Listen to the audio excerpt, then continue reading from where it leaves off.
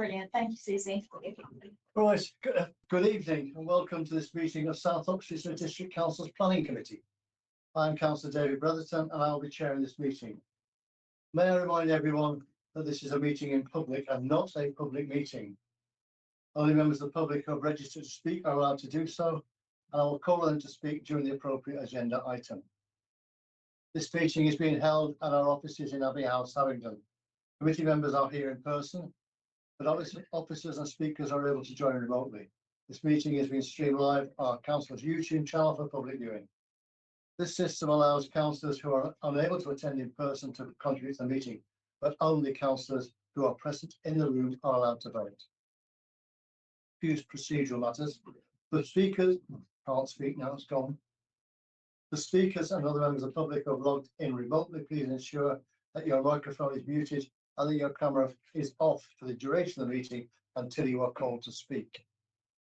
The Planning Committee is a decision-making committee of the Council, and it is important that the set procedure is followed.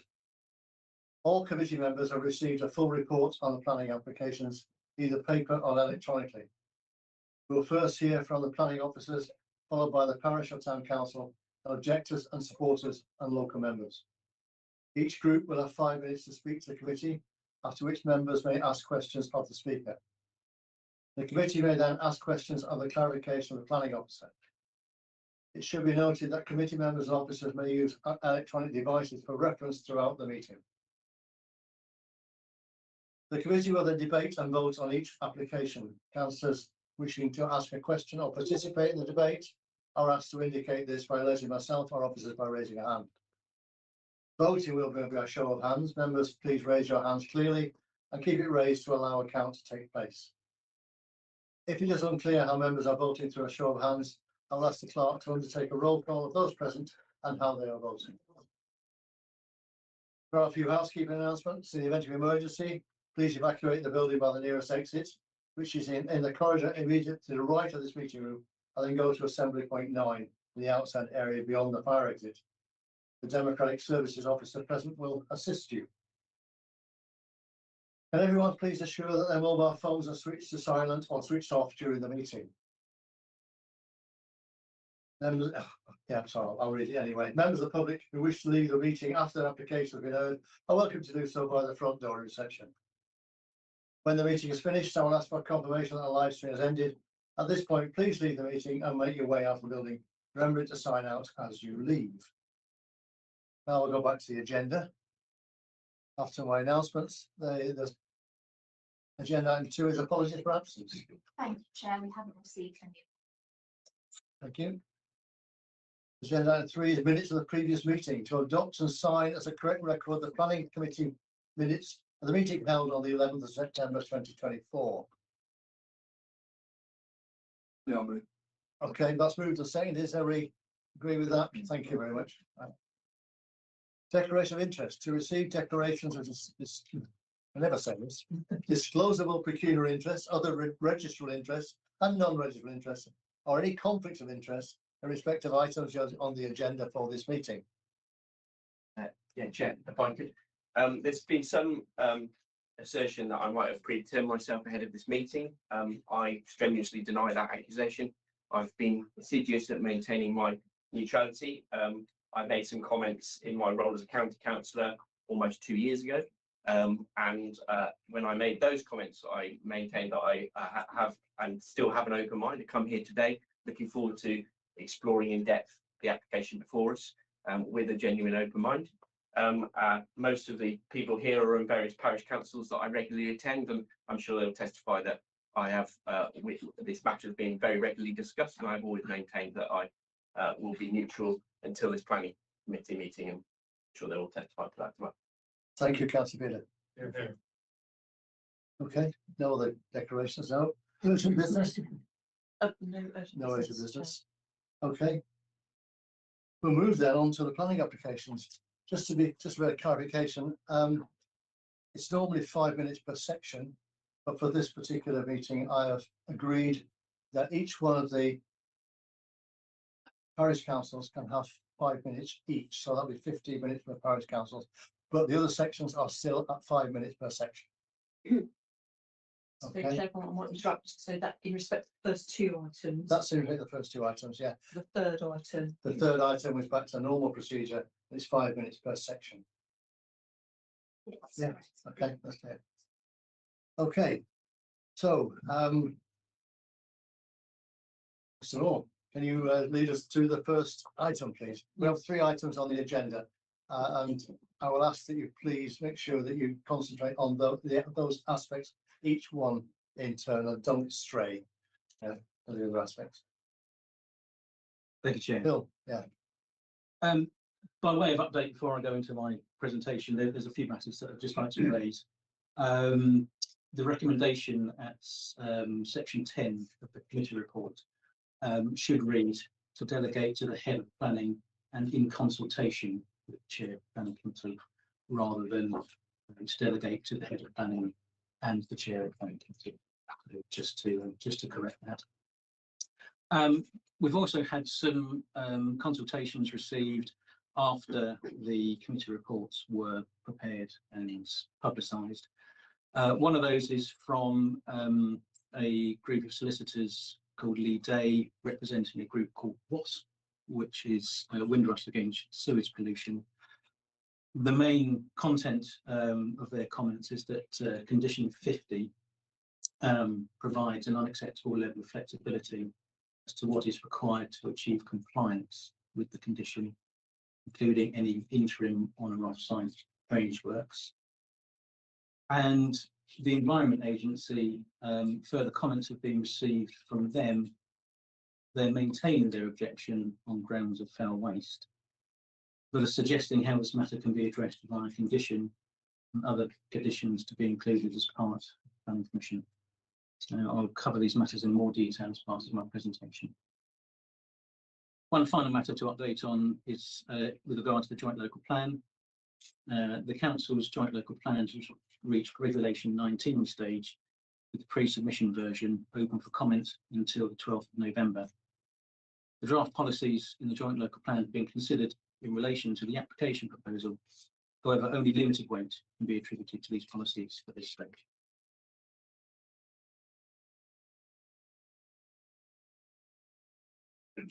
Hey, in terms of the application that we're looking at now,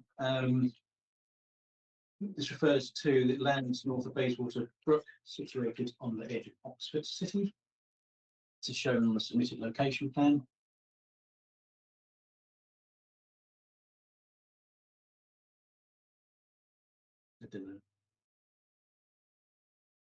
This GIS extract provides more context in terms of its relationship to Oxford City and nearby villages within SODC. In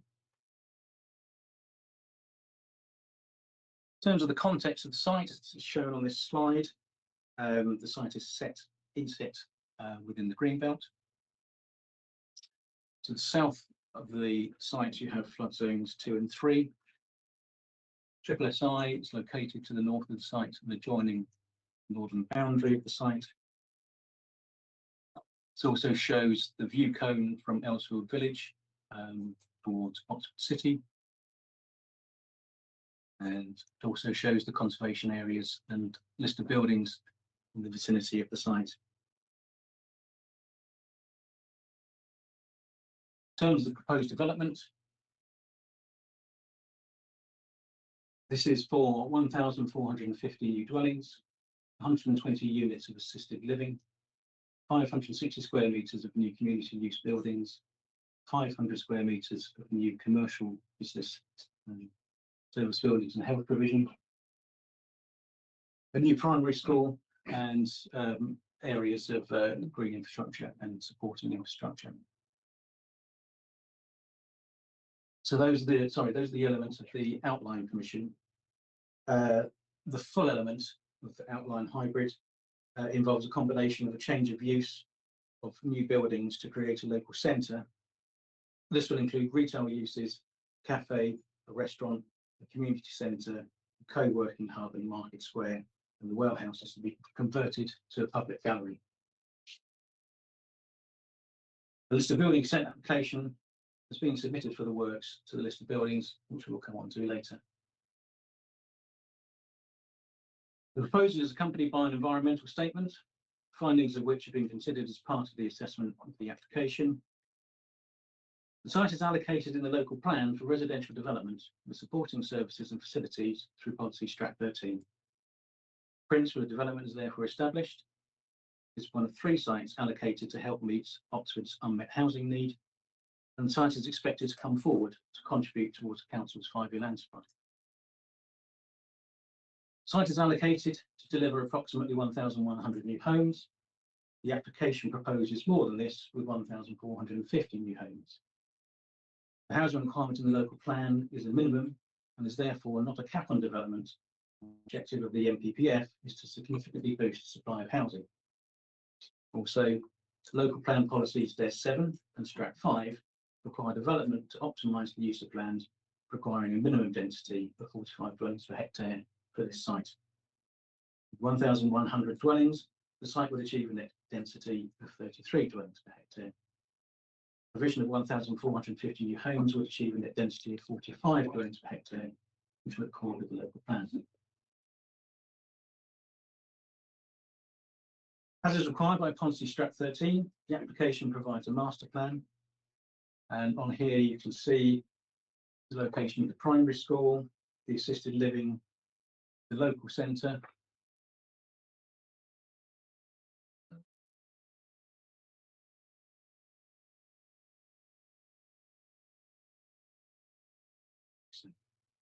a community square, the Western Gateway Nature Park, Northern Linear Park, the Bayswater Brook Linear Park, and then enclosed by walking area to the north of the site.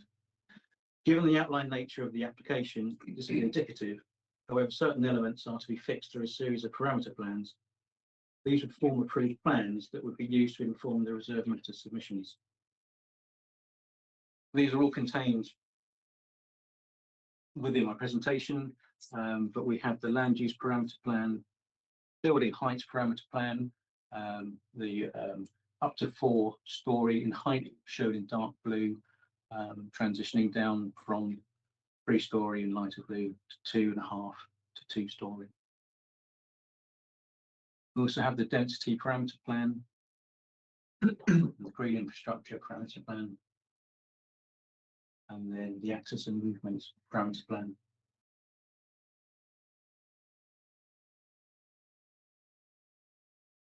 The application will provide a policy compliant level of affordable housing at 50%. 10-year split in unit site mix is agreed with the council's housing team. The application would also be policy compliant in relation to biodiversity net gain, demonstrating that a net gain in excess of 10% could be achieved. There are several requirements set by policy Strat 13 that need to be met as part of the proposed development. These comprise of the provision of high quality pedestrian, cycle and public transport connections into Oxford, promotion of non-car based modes of travel and maximising the number of trips made by non-car modes through both on and off-site measures, measures to mitigate any residential impact on the highway network, minimising the visual impact on the countryside and avoiding harm to Oxford's historic setting and the Elsfield view cone, ensuring no demonstrable negative recreational, hydrological or air quality impacts on the Triple SI, built development to be focused in flood zone 1, and the proposed development must accord with the OCC parking standards for edge of Oxford sites.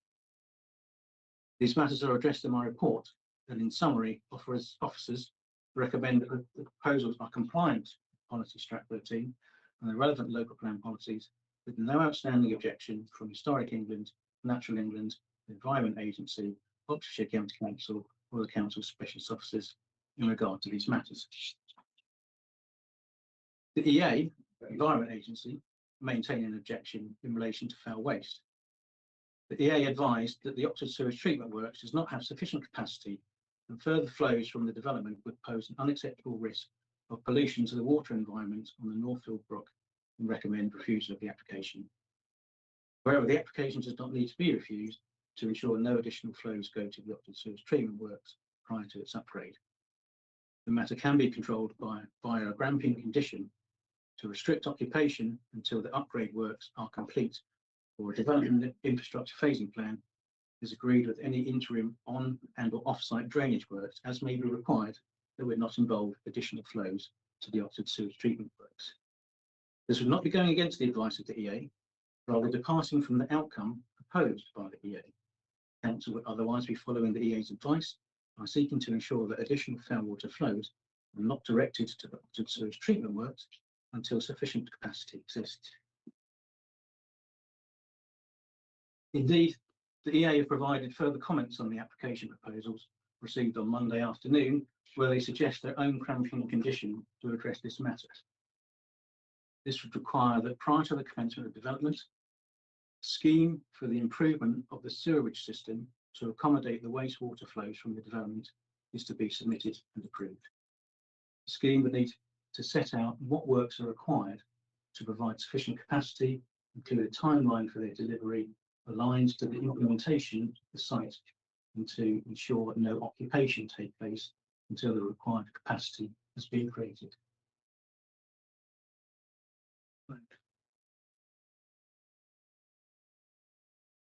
This is an extract from the letter that was received on Monday afternoon from the EA. Unfortunately, it's a little bit hard to see on the screen there, but I mean, the wording is as I've run through it. They've suggested two conditions. Condition 1 relating to capacity of waste and water treatment works, and condition 2. This condition is covered by other legislation. It's looking at assessing water quantity at the point of discharge. So it is recommended that condition 1 and condition 2 are combined to provide the new condition 50, which would read as follows.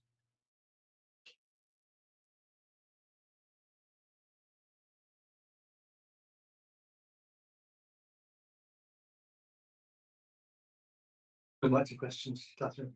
I'm just wondering if it could be read aloud so everybody can see it, can hear it. Or see it. I can do that. I've got some hard copies. I did ask for hard copies. I think hopefully we've got them.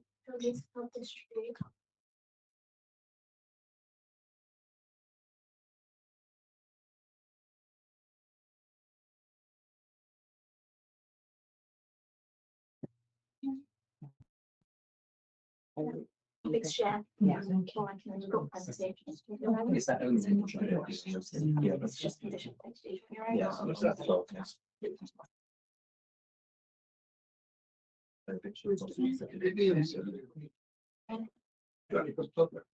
Yes, we should have styles in GT1.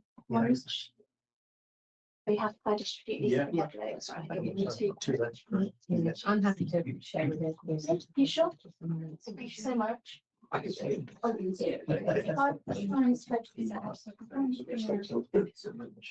Well,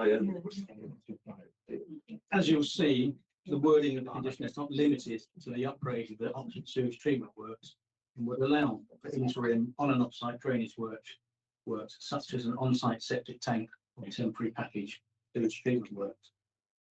It addresses the comments raised by WASP that excessive flexibility is provided in the condition wording, as the necessary works would need to be specified and approved by the local planning authority.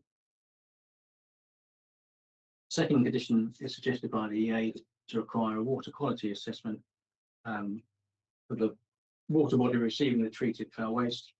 However, as I've just mentioned, this would duplicate other legislation on adhering to any permits issued.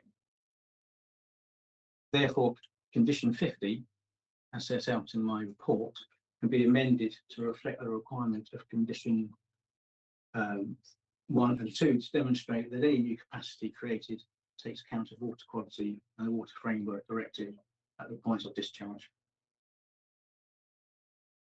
The EA also recommend a further condition to stipulate that any proposed drainage systems for the infiltration of surface water are approved in writing by the planning authority and are supported.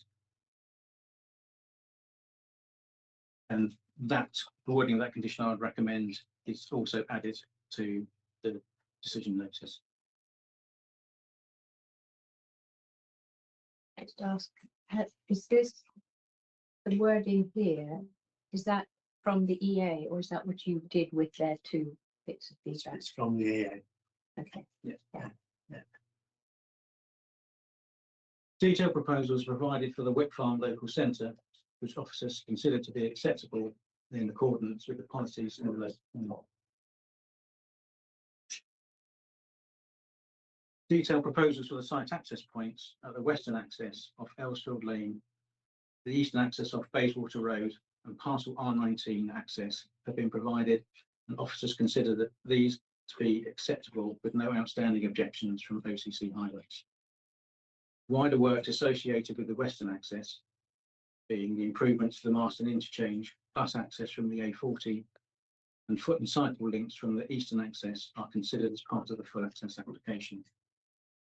The identified infrastructure necessary to mitigate the impacts of development in accordance with the local plan will be secured through a Section 106 agreement, details of which are set out in my report. Accordingly, the outline application is recommended for approval, subject to the completion of a Section 106 agreement to secure the obligations and conditions set out in my report. So the obligations and contributions set out in my report and the planning conditions as amended. Right, thank you, Phil. We'll come back to you for questions after we've heard from the speakers. Right, I have three parish councils registered to speak. I believe you have a request in the order which you speak, which I have down is Andrew Clark, followed by Jeanette Camps-Walsh, followed by Jenny Buchan. Is that correct? Yeah. So, and I've agreed that you have 5 minutes each. So the first one can come to the table, please. Time will start as soon as you start speaking.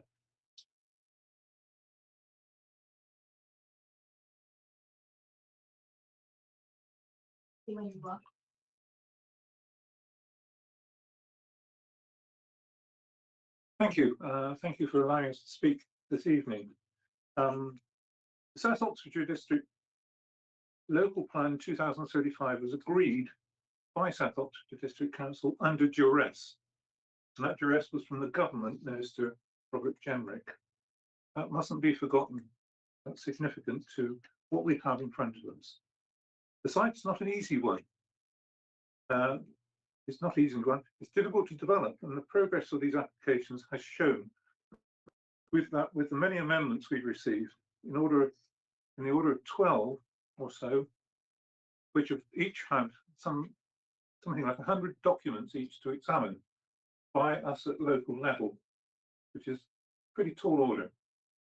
Mostly for those people who are not connected with development and trying to understand them to start with. What they reveal is that little research was actually done on the site in the first instance by the planning department to start with, in defining the site, and then secondly by Christchurch itself, who responded with so many amendments to the original plan. Indeed, most of the research seems to be done by local residents, showing how inappropriate and this expensive site actually is. And here I actually need to, indeed, the planning department need to as well, to thank the chairman of Beckley Parish Council, Beckley and Stowood Parish Council, for her diligence, resulting in the need for Dorchester to address many missing issues in these exhausting amendments. Our first objection, this is from Stanton, to the proposal submitted by Dorchester, is that it doesn't comply with SODC Local Plan 2035 in terms of the number of dwellings proposed, and neither does it adopt those elements of the examination in public report by Inspector Bohr relating particularly to the carbon footprint, low car use, and the impact reduction on the local environment. A housing model, I would be grateful if we can have a plan up, it might be helpful for everybody to realise what I'm saying. A housing model proposed is based on an out-of-date style of housing development, probably from the 1950s, and desperately needs updating. And this update really needs to show how housing needs to be able to respond to the modern patterns of life and to the use of cars on site. It's no longer acceptable in this day and age to spread little boxes, according to Pete Seeger, across the hillside. They're creating a solid urban vista for the existing Barton residents, only to have little metal boxes as well, the cars stacked on the roadside, with there being no provision for proper ownership parking and development. Now, research in Europe, research isn't something that's been done, as I've mentioned before.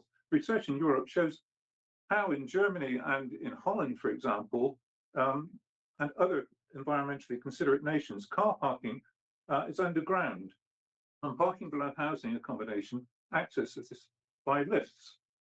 However, too many objectionable issues remain. In terms of its definition, there is an acute lack of a robust, well-defined, defensible greenbelt boundary with this application, and that's indicated on the plan. And only an objectionable thin line of trees is planned, which is insubstantial. The Environment Agency objection is another one. Thames Water Utility are not able to respond to the need for a sufficient capacity and new sewage until 2030. Now, this is an outline planning application, and in my view, imposing any condition on a plan without detail must be an appropriate way of considering the plan. Details of where and how foul drainage are dealt with need to be known. Flooding is another one. This is freshwater. On site and affecting the roads, the access from Stanton St John into Oxford and from Elsfield too. This doesn't appear to be addressed in the amendments to this scheme. Habitat. The presence of the habitat of an endangered barbasol bat species has not really been adequately addressed either during plans for construction or in long-term protection measures within the landscape proposals. And this includes the protection of siblings' cots. Now, one of the main points I have is design and planning of the scheme. The planned area for housing numbers represents a greater single development than all the villages of Beckley, Stanton St John, Forest Hill, and Elsfield and Woodeden all added together. Last 30 seconds. Okay, they have centres clearly identified with a strong sense of place. This proposal is a concept with none of these virtues. It's a community. It's not even a community, but it's an economic spreadsheet, the way it's laid out. Designed by Dorchester, showing simply a road weaving through a site with the designated developments corralled and placed successfully programmed along the road. It takes little account of the natural landscape, the topography as well. No focus, no sense of place, no build-up of development towards the centre. Time is up. Okay, thank you very much indeed. Stay there for a moment. Committee, has anybody got any questions for Mr. Clark? Andrew, just wanted to pick your brains about the current traffic situation in your parish. Yes. So you represent the Stanton St John. We actually have this particular little bit here within our parish, and this is the Bayswater Road, and there is the actual exit junction that's proposed. What's the situation there currently? What's the situation there currently? Flooding is the main situation. Every time it seems to rain, this area gets flooded, and it's right on the junction where the new road is going to join in. There are cars usually backed up beyond the crematorium, okay? And this road here is going to be added by traffic lights. Cycling is a real problem, but I've had my time. Okay, thank you. Any other Okay, questions? yeah. Thank you, Mr. Clark. Thank you. Right. Second speaker is Councillor Camps Walsh.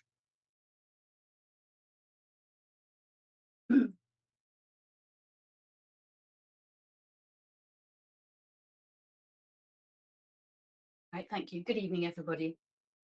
So I'm the chairman of Beckley and Stowood Parish Council. 20% of our parishioners live within this site and will be surrounded by it. So we're very, very worried about it. Next slide, please. I'll bring you back to when this local plan was going through. It's a very unfortunate time, particularly for the councillors. You wanted to stop the local plan because it was so unpopular. This was the worst site in the plan. Now is your opportunity to reject it, please. Next slide, please. So I'm going to be talking about the sewage, Siddlings, Copse, Triple SI and Wick Farm. Next slide, please. So we've heard from the Environment Agency. They recommend that it should be refused. And you talked about having an agreement with Thames Water. They're financially unstable, so there's absolutely no point. Next slide, please.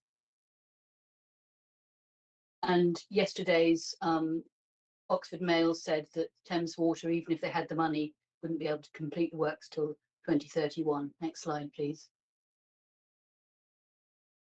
There's legal opinion from Landmark Chambers about a Grampian condition, and this is the only thing that you could sensibly have. Your options are either to reject this, because the Environment Agency has suggested you do, or impose a Grampian condition, something along the lines of this. You can have no confidence in agreement with Thames Water for the reasons I've given, or with Christchurch. If somebody's going to put in a holding tank, it's going to be 3,600 people till 2031. It's going to be a massive tank. It's just not possible. Next slide, please. The Triple SI and Siddlings Copse, this is in our parish, most of it. And these plans fail to meet the conditions in Strat 13. There is going to be demonstrable damage, and BBount, I think, have communicated with you separately and told you that. Next slide, please. It's a very important Triple SI. It was part of a hunting forest that extended from Shotover to Burnwood Forest. BBount have said there's a need for data-driven recreational impact assessments, because the one that was in the local plan is just completely flawed. The increase in housing numbers is the real problem here, that with 3,600 extra people around, trampling around the the Triple SI, it's going to really damage this site. Next slide, please.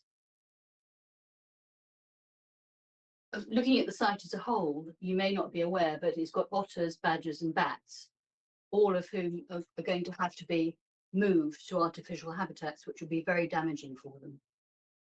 Other potential harm, light pollution, which could be got rid of. Our neighbourhood plan's got a dark skies policy in it, which needs to be implemented. The habitats will be reduced. Noise and vibration is very important, and that needs to be managed properly. But the main problem is the increase in residents. Next slide, please. So your options to refuse planning permission, or to adopt all the measures that BBount have suggested to you in their email to you. But even doing that, you're not going to save this site. Next slide, please. There is no defensible greenbelt boundary. I don't know whether you saw this yesterday, but some of it's just strands of wire. It needs to be defensible, and it was the Braesboard. It can't be a bit of hedgerow or a bit of fern or something. Next slide, please. Now on to Wick Farm. The concept plan shows that a commercial centre in the middle of the site where it's optimally accessible. This is just making use of the listed buildings that are already there. It's over to the side. Next slide, please. We are pleased that the listed barns are going to be refurbished, but we really don't need all these community buildings where they can sit and have coffee and play with their laptops. In the last 30 seconds. Okay, so this one we don't need, this one we don't need. Next slide, please. And there's no landscape buffer. Next slide, please. Next slide, please. There's also a landfill site that hasn't been properly investigated. Next slide, please. So reject the application or resite the commercial centre, ensure there's a landscape barrier to comply with Strat 13, Okay, reject the that's community your- buildings, ban pile driving. That's your time. Okay, thank you. Okay, thank you. Committee, are there any questions? I'd like to ask the same of you, Jeanette. What's the current traffic situation in your parish, and how do you think this might affect it? This is a real problem that I want to come on into the next one, but we have no cycle paths, and we have thanks to you, a small bus, but it's not adequate for all the commuters in our parish. It's not big enough. So our only option for our parishioners to get into Oxford or anywhere else is by car. And we have lots of A&E consultants and nurses that have to get past this site to get to work, and their journeys will be made considerably longer.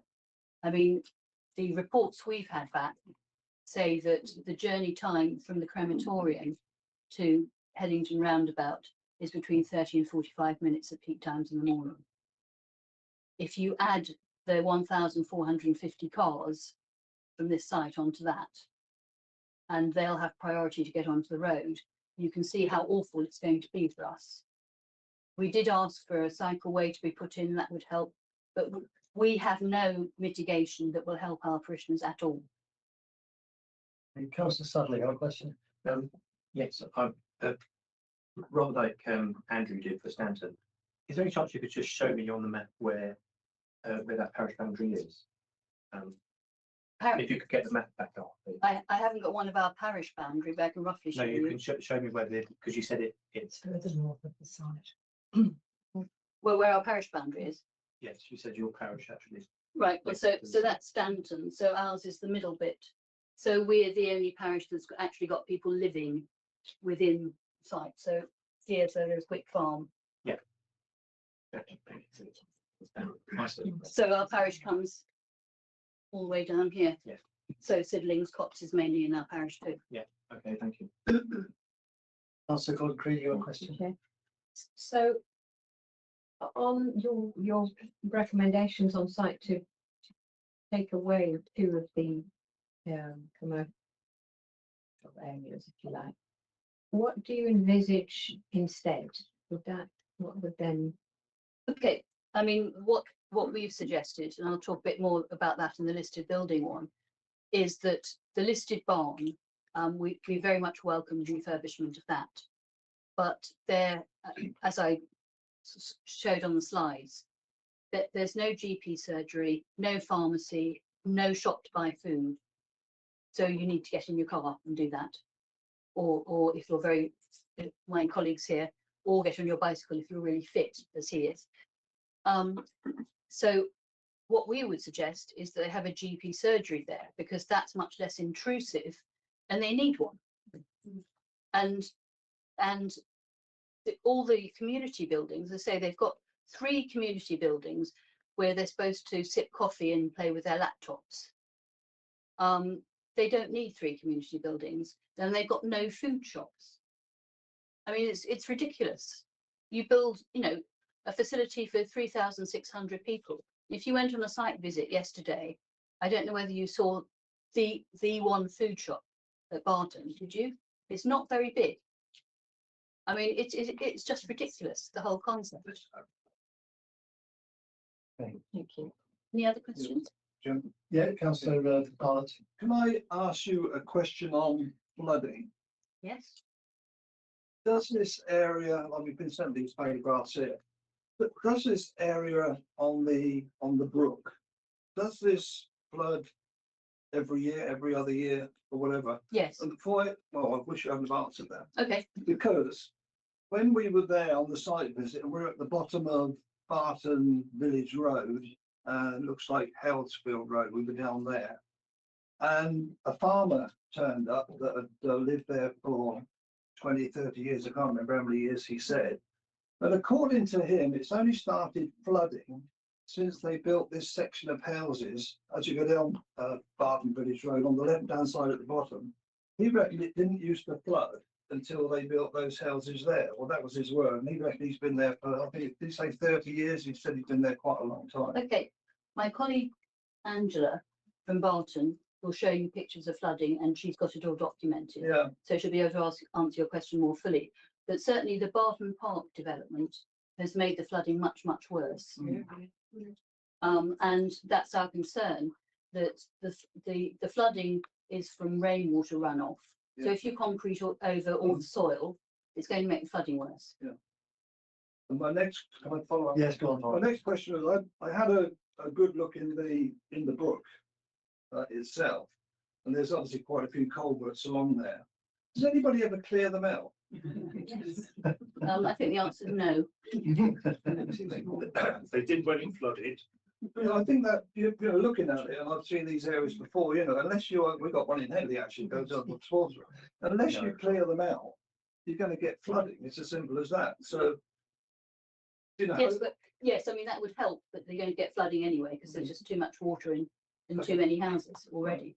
okay, thank you. Okay, thank you, Councillor Roberts. Thank you, Councillor Walsh. Okay, our next speaker is Eugenie Buchan, who's a representative of Elsfield Parish Meeting. Yes, thank you for having me this evening. You have 10 minutes, you have 5 minutes, I'll say. Okay, starts now. Let's sort the. I'd just like the first slide up as a backdrop to what I say. But while I'm waiting for that, at Elsfield, we have been commenting on these applications now for nearly 8 years, religiously. And we came to the view when we had the problem with the local plan that we would have to accept Strat 13 as it was with its policies, which we accepted for 1,100 homes, would mitigate some of the impacts of development on this very difficult site, which floods regularly so that our local farmer cannot plant in the field immediately to the east of the Elsfield lane because it's underwater so much. So I agree with everyone here, but also in terms of the plan you're putting forward, how accessible is that green space going to be in that field? Now, this is what happened on the 23rd of September. I've only shown this one because this is really important for us. We know how much that field floods. This car is clearly stuck in about 16 inches of deep and dirty water. That's of huge importance to us because this is our access to Oxford. It should be of huge importance to the council, to the county council, because they're the highways authority. And it should be of importance to SODC. The other problem I want to point out about that road is there are intentions to raise it down at the bottom by 4 meters. Maybe you've looked at that rather fancy map. Okay, that may be great to improve the access out of the development, but is it going to be pushing flooding and the surface water somewhere else towards Wood Eaton, which is beyond the purview of the developers? Okay, so that's point number one. Now, the Environment Agency, I don't need to repeat, has an objection based on the state of the sewage works. And you've all seen Lee Day and everybody else, or listened yesterday to Radio 4, where the head of the waterworks said, you know, we should have been investing 15 years ago. It looks to me like, having neglected it for 15 years, it's going to take another 15 years to actually get the capacity of the Thames Oxford STW up to a standard where it can handle, after all the postponement, the connection of 1,450 houses to the public sewage network. So it's for all of those reasons that in our written statements already, we have asked you to turn down the outline application as it stands at the moment. Now, you have said that there is a Grampian condition, but we haven't been party to all of the other documents. It's a little hard to read some of this. But the point is, the Grampian condition, as written in the public reports pack, seemed rather vague and short on detail to me. I don't understand why there wasn't a stricter one saying you would have to put off the sale and occupation of houses until you know that you're going to have a public sewage network to which those buildings can be connected. And what we've heard tonight, that somehow there's going to be a package, some sort of huge system of like a cistern or anyway, that's going to be put there possibly in a drainage field. Where's that going to be? Is that going to be down by the brook? What is going to be the impact on the brook when you discharge the so-called liquid after treating the waste in that tank? What's the impact going to be on the brook and seepage into the groundwater? So for those reasons, I'll come back to other things. For those reasons, we feel that as presented now by you with the Grampian condition, that's not a solution to the long-term program prospects for this site. It sounds to me like you're kicking it into the long grass. So I'll stop now. I don't need to go on any further. Please turn down the application as written. Any questions? Okay, thank you. Committee, are there any questions? Yes, Councillor Chagaletti. Eugenie, you say you're concerned about this alternative sewage treatment works offering, which is described as a tank. I understand is actually something slightly more sophisticated than that. You live in Elsfield? Yes, I do. And how's Elsfield sewage treated? Right next to us. So you have your own? We have a Thames water facility for the village. So So, we're only 49 homes. right. Other villages in this our district have their own sewage works, which are Run by relatively Thames smaller Water. and are built. And indeed, I think SODC is also responsible for some sewage works in one or two villages. Yes. Discharging all sewage. Sorry, The point is that all that we're concerned about Oxford sewage works, Yes. absolutely correctly, but the alternative is being offered is that there should be, that this development doesn't use Oxford sewage works, has its own, possibly its own treatment works, or possibly some other solution. Temporarily though. Sorry? Well, wait, from what I've understood just now, you would have that in place temporarily until such time as the public sewer system is up to capacity and ready to be connected, which under our law, every home in the nation has a right to be connected to the public sewer system. Indeed. But I'm sorry, I think we're straying into areas where we don't know what's going on. We wait for that to be submitted, and we don't know what they're going to submit. So, And that's one of the concerns that well, yes, nobody we wait knows. for that to be submitted. Councillor Roll. Thank you, Chair. Thank you very much, Eugenie. I just wonder if you could explain to me a little bit more about the situation on Elsfield Lane. How frequently does this type of flooding occur? And in your view, and in the view of your parish, what will be the impact of additional traffic flows and of this solution that's being proposed, which is a raised section of road? Could you go through that again, please? Yeah, well, I think there will still be flooding on the road despite the fact that it gets raised at the bottom. Because the flooding that has occurred actually is mainly contributed to, you may have seen the other picture, it comes out of the field where you want to put the Western Gateway Public Park. Now, at the rate it's been flooding over the past 5 years since I've been there, the water gushes out of there. The ditches have not been maintained by the landowner. I believe it is the ditch belongs to the landowner because ditches on the other side of the hedge always do belong to the landowner. So a great deal of the water is contributed from that field and it flows out, and it means that even if it's slightly raised, you're going to get flooding there. And the real problem is it's still a rural lane. Cars have to pass each other. The minute there's a heavy bit of flooding, might only be that deep, everyone goes into the middle and it's dodgems. And that is of great concern. And if you're going to try to get cyclists on there as well, we're worried. Sorry, Councillor Bearder, you wish to speak. Could we bring up the first map again? Sorry. Whoever's got the map. Not the first, the where you can tell us there, there, that one. Okay, yeah. So just to be fair to all the parishes, so you could say your bit. So if you could show us your parish and describe the current situation on that junction there now, and how you think this would be affected by this Well, Elsfield Lane is one of the main ways to get into Oxford from Stanton, Beckley, and points beyond, probably people in Brill.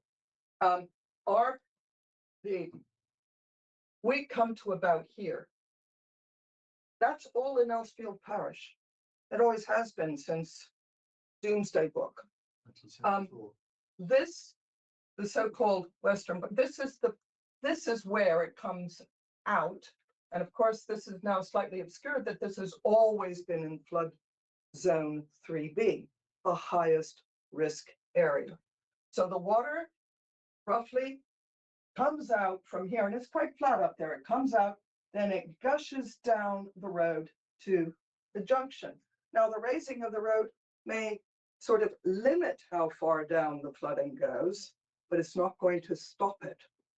And if we continue to have rainfall with climate change at the rate we're having now, those alleviation ponds might be full up after the first major incident. This land has very shallow groundwater. It's only something like in some places 0.25 millimeters below the surface. So the water absorbs what it can. Excuse me, I'm sorry, I was asked a question, I went on too long. I think Councillor Greer was trying to establish where he was talking about, which we Yeah, yeah, it's, okay, thank you. that's us. Yeah, that's you. Yeah. Thank you. Okay, right. I now have a number of objectors, and I'll stress again that in 5 minutes between you. So I have Patrick Lee, Angela Dickinson, and Paul Loveridge. I think Patricia Lee's online. Have you decided? I'll first start. Are the other two here? Yes, Yeah. Have you decided between yourself how we're going to split up your 5 minutes? Because you only have 5 minutes between you. Yeah, can you just ask, because Angela, and I'm gonna not speak. Only Angela can speak, she's the only one registered, and Paul Loveridge, which I believe is yourself. No, sorry, I'm Terence Go. No, which is Paul Loveridge. Oh, you're Paul Loveridge, yeah, okay. So you can both speak, so have you spoke with Patricia Lee? Have you raised anything? No, we want to clarify whether she wants to speak now. She's registered to speak, so you only have 5 minutes, and we're getting into that 5 minutes already. Well, you haven't started speaking yet. I think Dave, what they're trying to say is, does Patricia want to be part of that 5 minutes? Yeah, she does. She's part of that 5 minutes, so She does want to. is she there? Yes. Hi, Patricia, can you unmute yourself and put your camera on?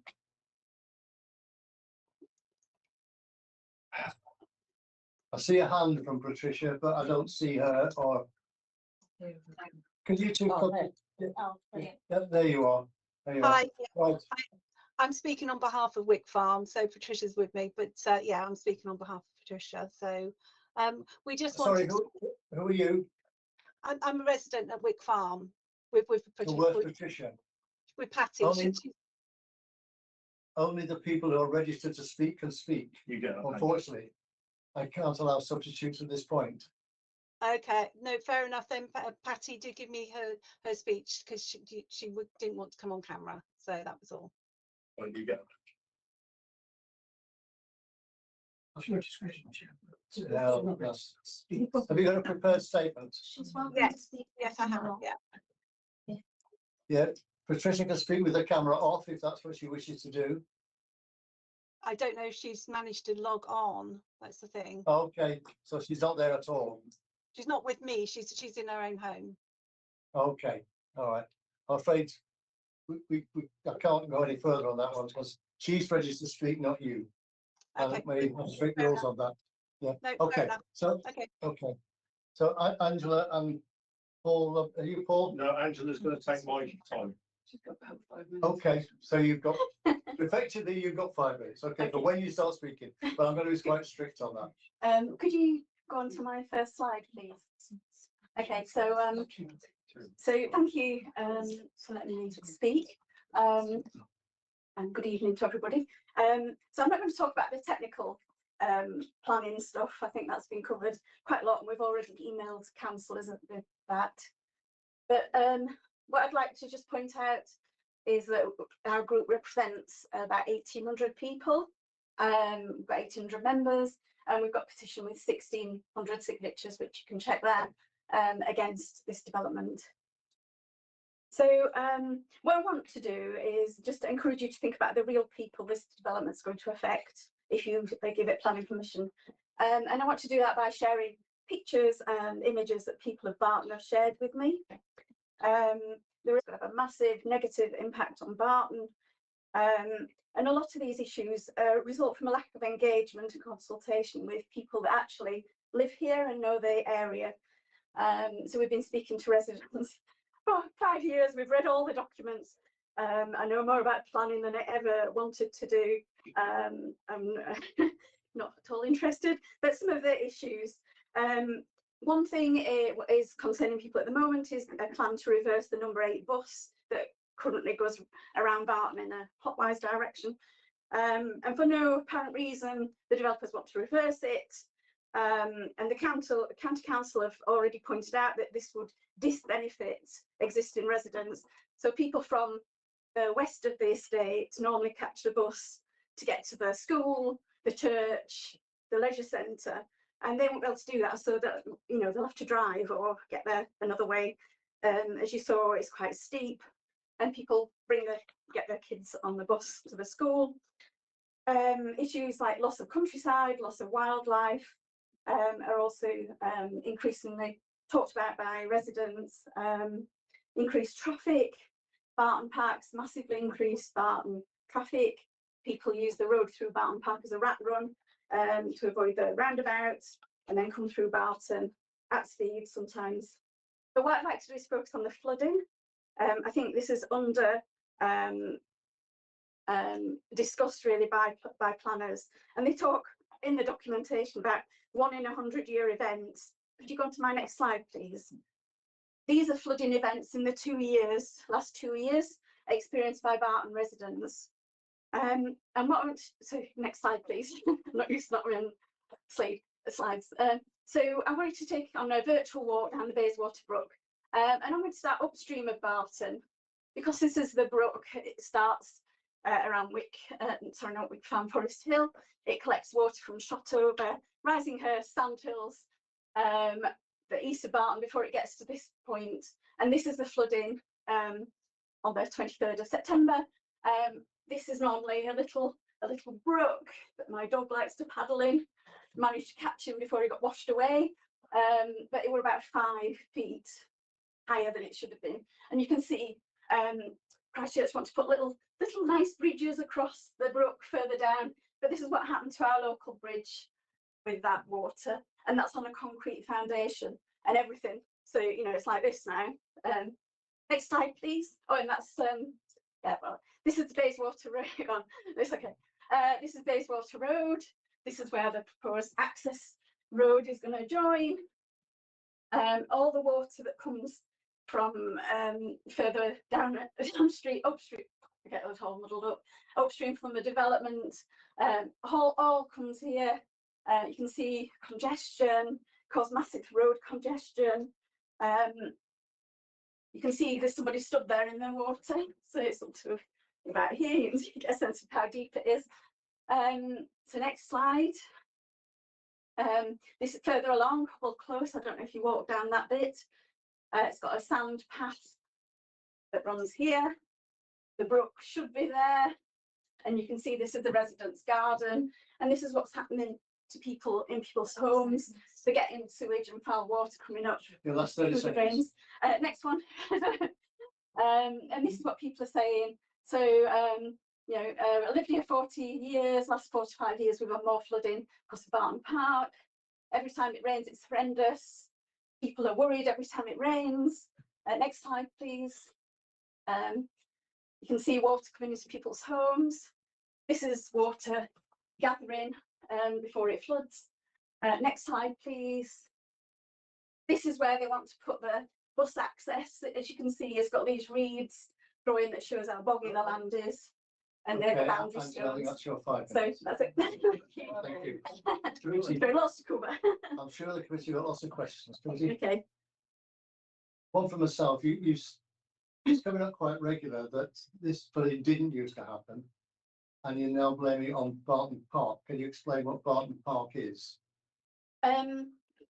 It's a new development. Yeah, when it started. 2013. 2013. I'm rubbish at maths. Here we are. This is Barton Park. This is Barton. When they built Barton Park, they didn't envisage this happening. So Barton Park's got lots of flood defences. It's got swales, but they raised the land up. They brought lots of earth in and built it up. So water now, as well as coming this way, it's coming this way from Barton Park. It runs down the road and then down back into Barton Village Road, which turns into a river when it rains heavily. And then it all collects If we get and floods we Barton. get the idea. Yes. Yeah, okay, that is Yeah. a concern. That's going to be coming up, that it didn't used to flood, and it has been recently, so, yeah. Yeah. Councillor Sadler. Yes, Heidi. So just show us on the map there, that bit where those pictures are, because it's Hubble Closes and the bit by Wick Farm, isn't it? That's where So that's Bayswater Road. yes. And that's, oh gosh, Mike might have to help me because Yeah. I can't see the names. There's Umbrella Circus. So This is Wick Farm here. oh yeah, there. It's there. Sorry. Yeah, so There. this would be Barton Village Road that floods, and they want to put the access here. Okay, sorry, Okay. Sorry. Sorry, there. That's that bit. And it cuts Wick Farm off when it floods, so Wick Farm people can't get in or out. Okay, all right, thank you. Councillor Beale. So you're sort of representing Barton. We can't see it on this map, but there's the Green Road roundabout Oh yeah. there. What is the current situation of Green Road roundabout, and do you feel that this development will improve the position of that roundabout? I just think it works. It's terrible trying to get, because people now are coming through Barton Park rather than come up to the roundabout, which is here. They're cutting through Barton Park, then through Barton, and up here. It's impossible to get out in the morning. Yeah, it's just stationary traffic. So lots of traffic fumes that people are breathing, and then the kids are being walked to school up the hill and breathing all that in. Yeah, it's just impossible. So to add all that traffic, which will come up, people are not going to cycle up the hill when it's pouring with rain, I think. Okay, thank you. Are there any other questions?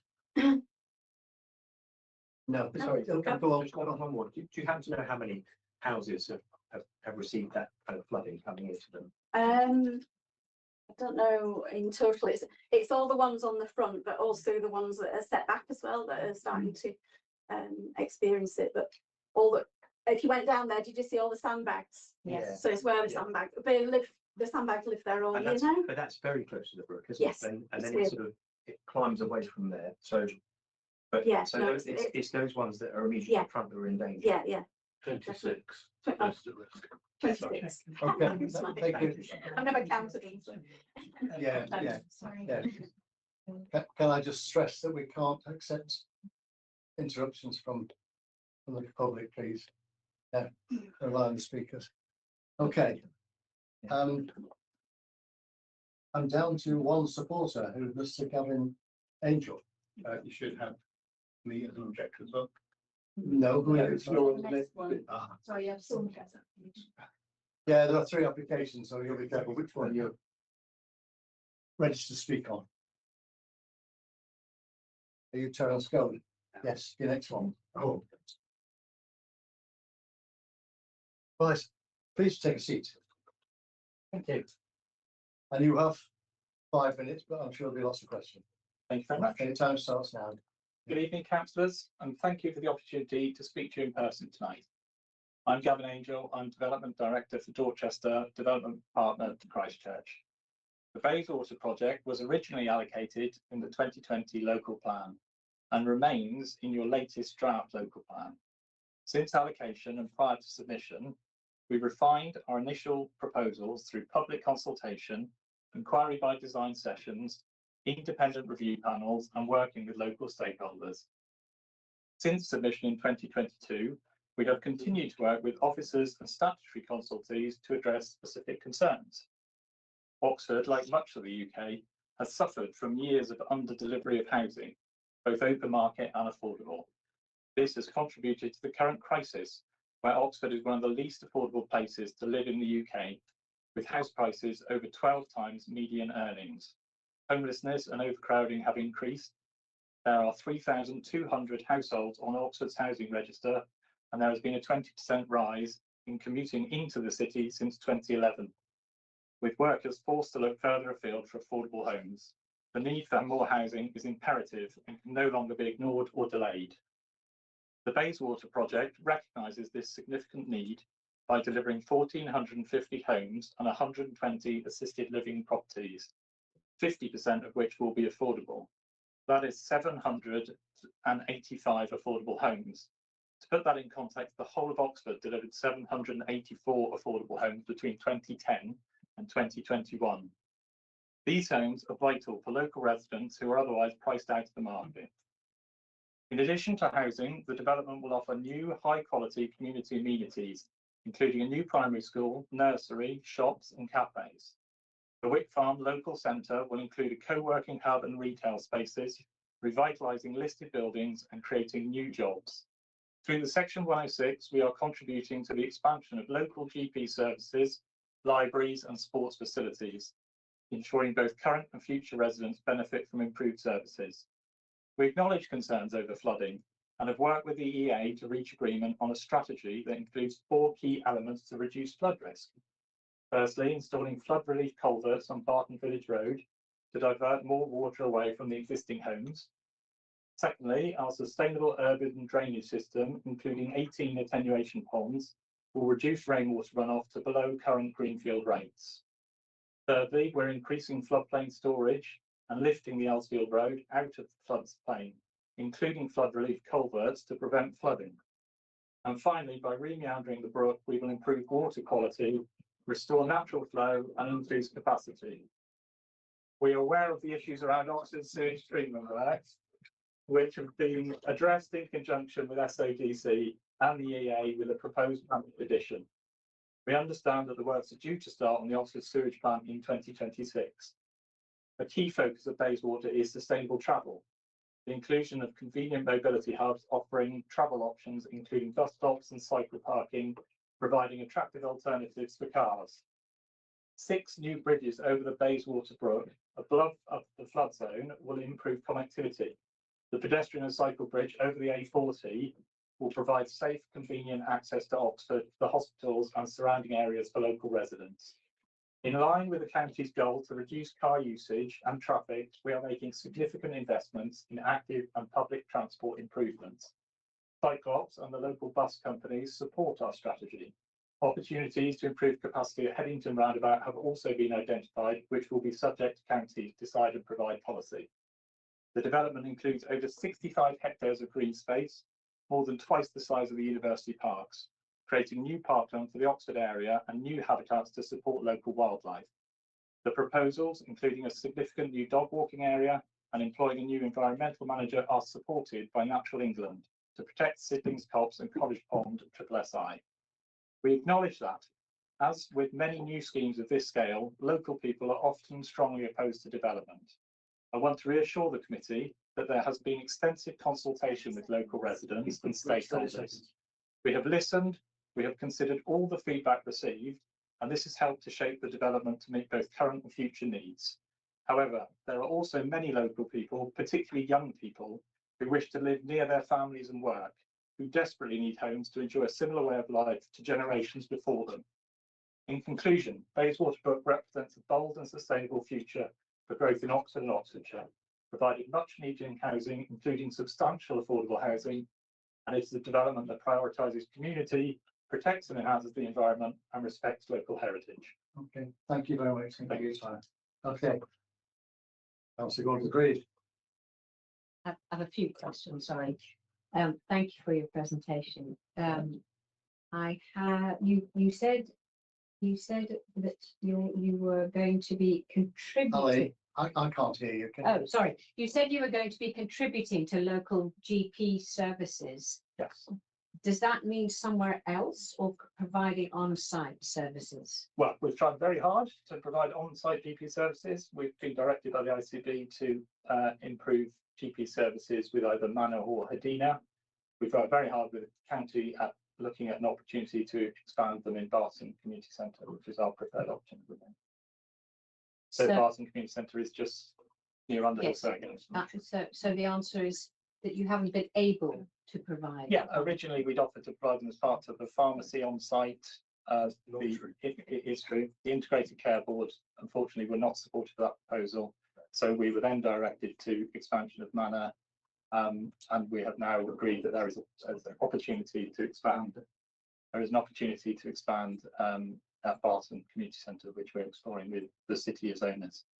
Yeah, I think we can reiterate, we are aware that it's the Integrated Care Board, not this council. We have no control over GP surgeries or through this system or any other system. It's down to the Integrated Care Board to do that. And we know what their reluctance is. Sorry, I've got Tim down to speak. So you mentioned that the Thames Water won't start work till 2026. If that's slightly aspirational, but what are your measures in the interim? What's your proposed measures in the interim? Well, we have 3 different potential options, and that's why there's a condition that talks about getting those submitted and approved. I mean, there is an opportunity for on-site treatment. There is an opportunity for working with a phased development at the Oxford Sewage Treatment Works, and there is a temporary solution that may involve on-site treatment and storage. Ed. Yeah, so I was going to ask a question about that plant, but if you had on-site treatment and storage, then presumably that stored sewage needs to then be emptied out from time to time and taken somewhere else. So where would that be? Potentially, I mean, it would need to be in another sewage treatment work with capacity. So where is that? The EA have come in late in the day in terms of looking for the Thames Water had said they did have capacity. We're working with Thames Water and with the EA to find the right solution. There are other sewage treatment works around Oxfordshire with capacity for temporary measures, but that's why there is a condition. That's what the condition is about, is for them to tell us what they're going to do. Well, it's fairly important because if we're transporting sewage from one place to another, then that has a carbon footprint. So it's a fairly important issue. Yes, but that's not any consideration we should be looking at. We have said the condition says that they have to provide a solution. Yeah, when they have to offer that solution, then we'll look at the details then. It's not down to get to details now. Councillor Rock. Thank you, Chair.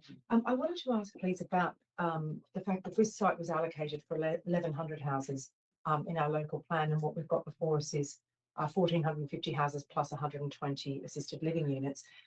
And I guess a concern that I have, and I'd love to hear your perspective on this, is the associated increase, let's say 50% of vehicle movements as a result of that increase in housing numbers and people.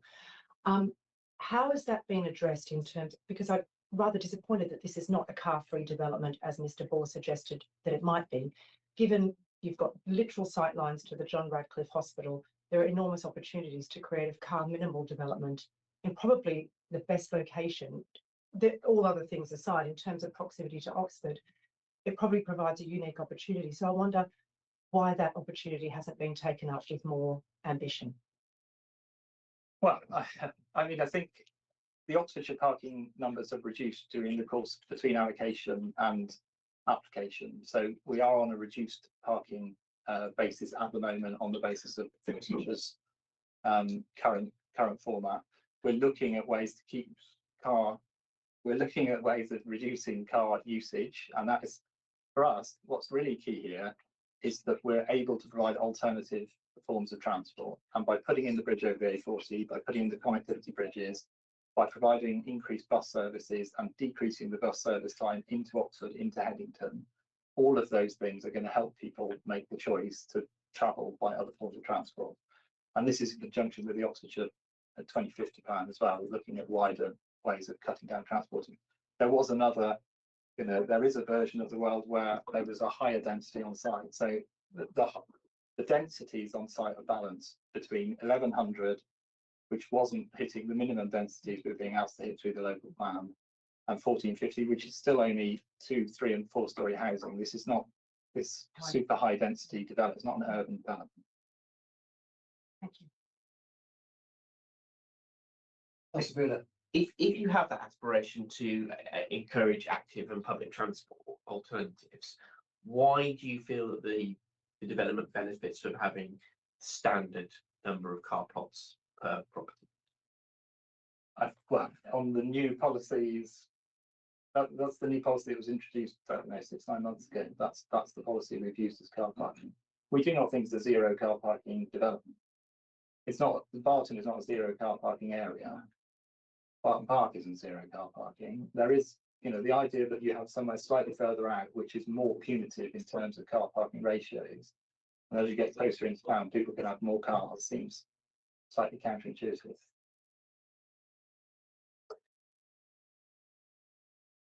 Right, it seemed to have no more questions. Yes, Councillor Tragatti. This obviously there's concern about flooding on the Bayswater Brook, which is your understanding that it's caused by the size of the culverts and the brook at the moment? So the flood modelling we carried out, which was signed off by the EA, was quite an extensive piece of modelling. So I think that there are a number of issues around culverts along the Bayswater Brook, mainly where it borders both the A40 and Barton Village Road as well, which it's canalised all along the edge of there. Part of our proposal is trying to free up the original course of Bayswater Brook and provide some more naturalistic movement, which will help slow down water and increase capacity. Whether that in its own right improves the existing situation or not, I think we can't answer that. What we can say is we've assessed our impact on the current situation. I can ask a further question on those lines. On the phasing of your development, will the works of Bayswater Brook be done first, or will it be done at the end of the development?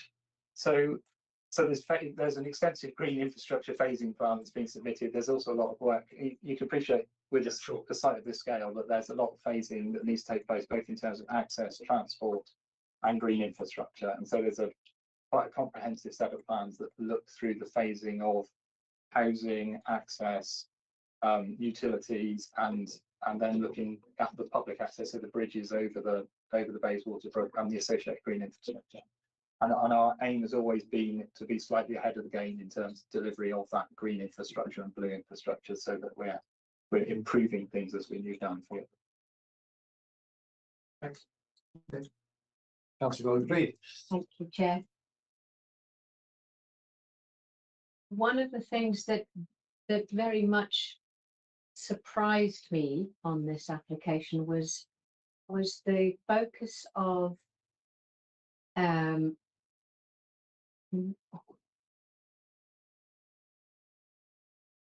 providing alternative habitats that were artificial for the current wildlife that is in situ, as opposed to including wildlife crossings, making it safe for the wildlife that is in existence and protecting the, so that we join up our development with nature recovery.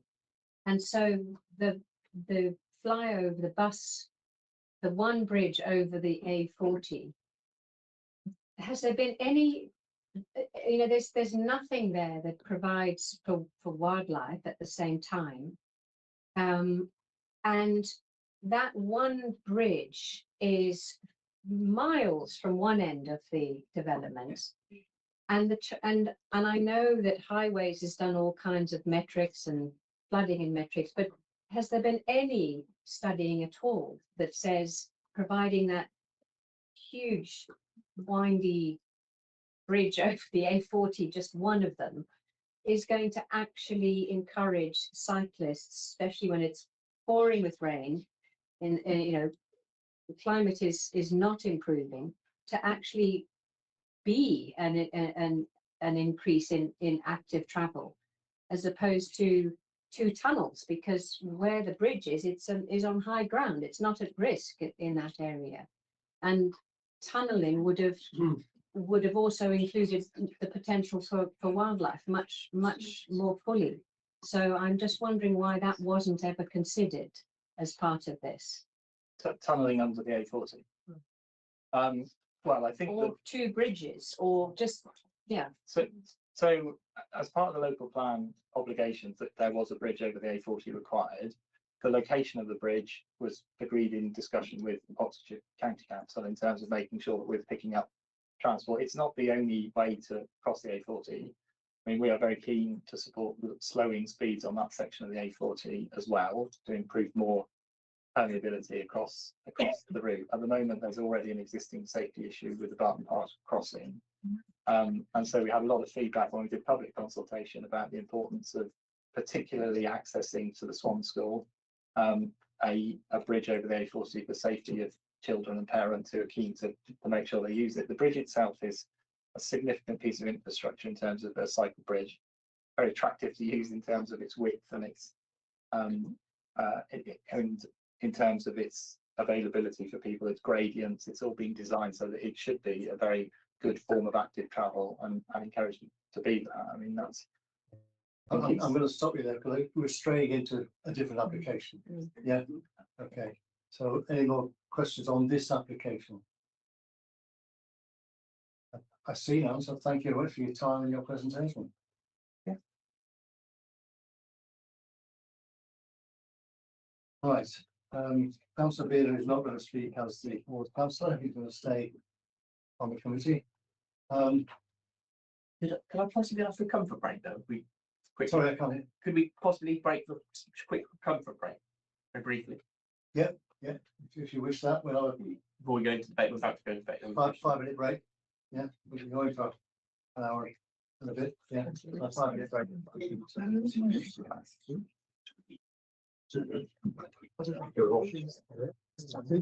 Sorry, stop. Susie, do you mind putting up the whole thing on screen? Was it original? Thank you, Susie.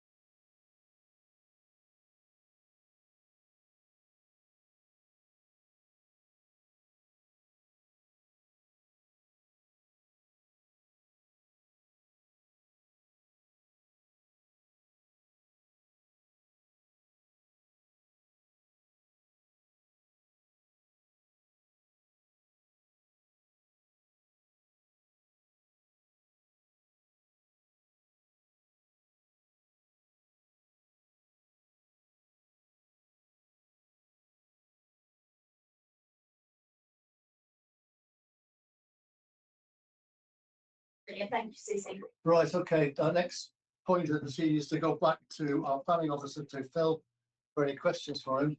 You may notice a new member of our panel here, Katie. Katie's from the county council and here to answer any questions. There's a number of questions that have been raised about county council matters. And so she's here to answer questions on any county council matters. That's buses and parking and roads and bus and whatever else. So. Questions to the officer, isn't it? Questions to the officer, yeah. Excellent. Hold on, Councillor. Well, one, the picture I have is a very good place to go swimming or water sports at the moment. The local residents certainly don't appreciate. So, a difficult one, but so in your opinion, will this development improve the situation with the flood in the area and obviously on itself, or make it worse? It will improve it in part. The flooding that takes place on Barton Village Road and affecting the properties on Barton Village Road, that area is within the flood zone. So it's not unusual for it to flood in times of flooding. The improvements to the culvert under the Wick Farm access will improve the flows through the Bayswater Brook, and that culvert acts as a bit of a throttle at the moment. So as a result of that, the modelling that's been approved by the EA shows the new extent of the flood zone, and that actually takes some of those properties on Barton Village Road outside of the area that floods. So there is a benefit. In terms of the site as a whole, the main thing is it to determine whether the application is putting development in a flood zone that is appropriate for that use, and the development is being placed in flood zone 1. And the modelling shows that as a result of the development and the surface water drainage strategy, you're not getting an increase in flooding outside of the site. That would be contrary to national guidance and our plan. So it's making sure that the development is safe for what's proposed, and it will be outside of the flood zones. There's the essential infrastructure that will be within the flood zones, but those access roads will be raised in height, as was mentioned earlier, and they will have continuous dry access. That's the point of raising them up outside of those level events. Okay, lots of questions. Councillor Bailey. So to follow on from Axel's question, can you explain the mechanism the developers intend to use to ensure that there is no worse runoff than the existing infrastructure? Yes, it's demonstrated in the surface water drainage strategy. So as part of preparing one of those, you have to calculate what the current greenfield runoff rate is for the site as it is, agricultural fields. And then through the proposed development, through the use of SODC and attenuation basins, you cannot have a greenfield runoff rate that is in excess of the current form of the land with no development. And I think, as mentioned earlier, that those greenfield runoff rates post-development will be less than they are now in its greenfield state. So the water is being attenuated on the site and will be released to the Bayswater Brook in the same manner. So just a supplementary on that, so there's going to be culverts and sort of attenuation ponds, etc., that will mean that the runoff will be less than it currently is in the field. That will put infrastructure into a green field. How will that infrastructure be maintained? Who will maintain it? Well, if it's in relation to highway drainage, that's the county council. They'll do more of what they're doing now. They will be responsible for maintaining it. Thanks. Sorry, Ali, you know. Well, that was having visited the site and having seen that the current culverts, all of them were blocked and unmaintained. How is this site going to feel reassured that essentially what is going to be the ongoing maintenance with both through all the infrastructure that's going in that is meant to do this flood mitigation? Because sorry, Oxford City, the funding, you know, it's not keeping up. It's just not happening currently. So how is it going to happen going forward? Well, that infrastructure will need to be maintained, and it depends who the maintenance body is. There are elements that sit at the county council that are related to highways, and it is the county council's responsibility to maintain the effectiveness of things like culverts. I mean, that is something that needs to be addressed as part of management or potentially mismanagement. It's not a reason to refuse a development proposal that is demonstrating that it's acceptable and will work, but the fear that a lack of maintenance might cause some flooding, that's not a reason to refuse a development proposal that's showing that it acceptably in case of fall. Maybe Katie's got a point on that one. Yeah, I mean, if I should probably make clear that I'm here from a transport development management perspective. So yes, while I can comment on, you know, public transport and road access and sort of the engineering elements and modelling and things, I'm not a flood expert by any means. So you know, from a highways perspective, thinking about flooding, all I can say is that prior to any of these access works happening, the applicant will have to enter into what we call a 278 agreement, which is an agreement between the applicant and us as Highways Authority for them to carry out works on our behalf on the highway network. So as part of that process, they will go through you know, a rigorous technical audit, and the applicant will be required to look at what the existing issues are. So you talked about culverts, you talked about, you know, attenuation and SODC facilities. So all of those, if they're to do with highway drainage, that will all be taken into consideration as part of that 278 agreement. And then there will be a 2-year defects period whereby it's still our highway, so we will be responsible for the maintenance. And again, I can't comment on the maintenance, that's not my remit, that's a different department. But certainly if there are any issues with workmanship or you know, design issues, then that kind of thing would have to get picked up in that 2-year maintenance defect period and put right by the applicant. So that should, you know, give us confidence as a highways authority that the works that are getting put in place, they have been road safety audited, they'll get road safety audited for a 3rd and a 4th time, and then we fully sign the works off. Could I just add to that as well?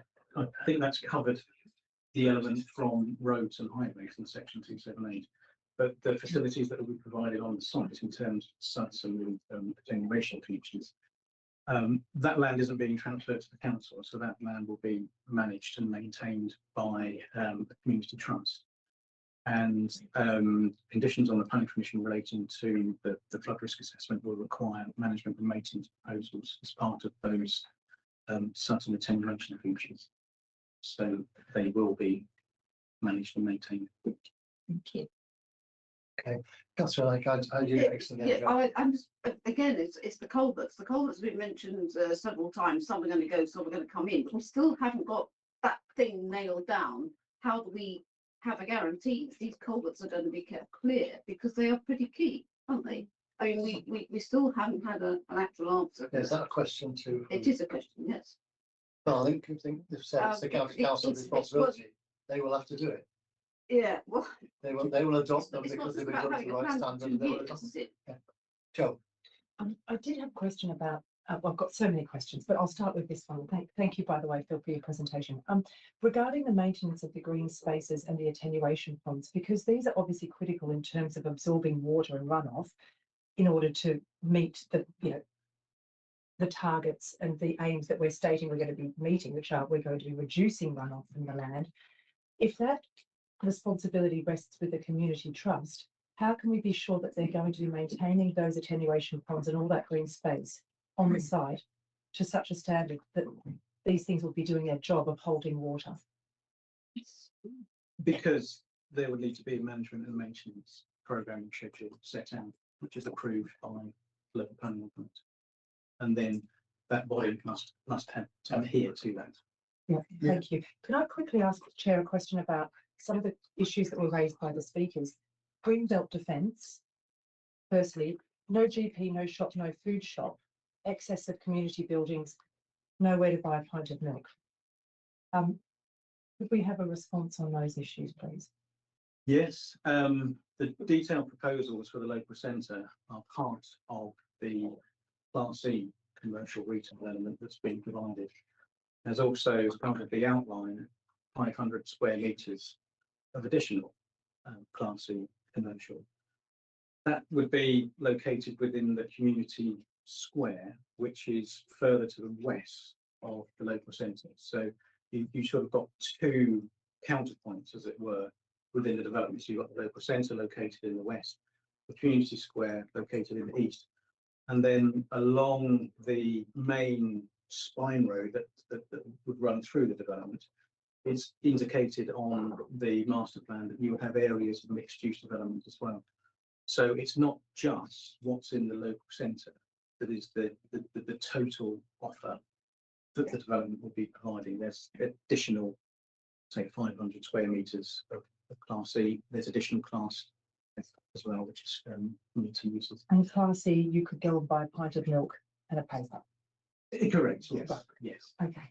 In terms of the greenbelt boundary, I think it essentially comes down to your interpretation or expectation of what a defensible greenbelt boundary is. The MPPF and the MPPG are quite clear that for something to be a defendable greenbelt boundary, it has to be clear where it is. So it should follow features such as field boundaries, which this does. The greenbelt boundary will be created along existing field boundaries. There's hedge planting that will be proposed. Gaps in the existing hedge planting will be reinforced. So you would have a clear defendable greenbelt boundary. You would be able to look on a plan and say, that's where the greenbelt stops. It's not a case that that greenbelt boundary would run through the middle of a field, and that leads to ambiguity as to where that boundary lies. Thank you.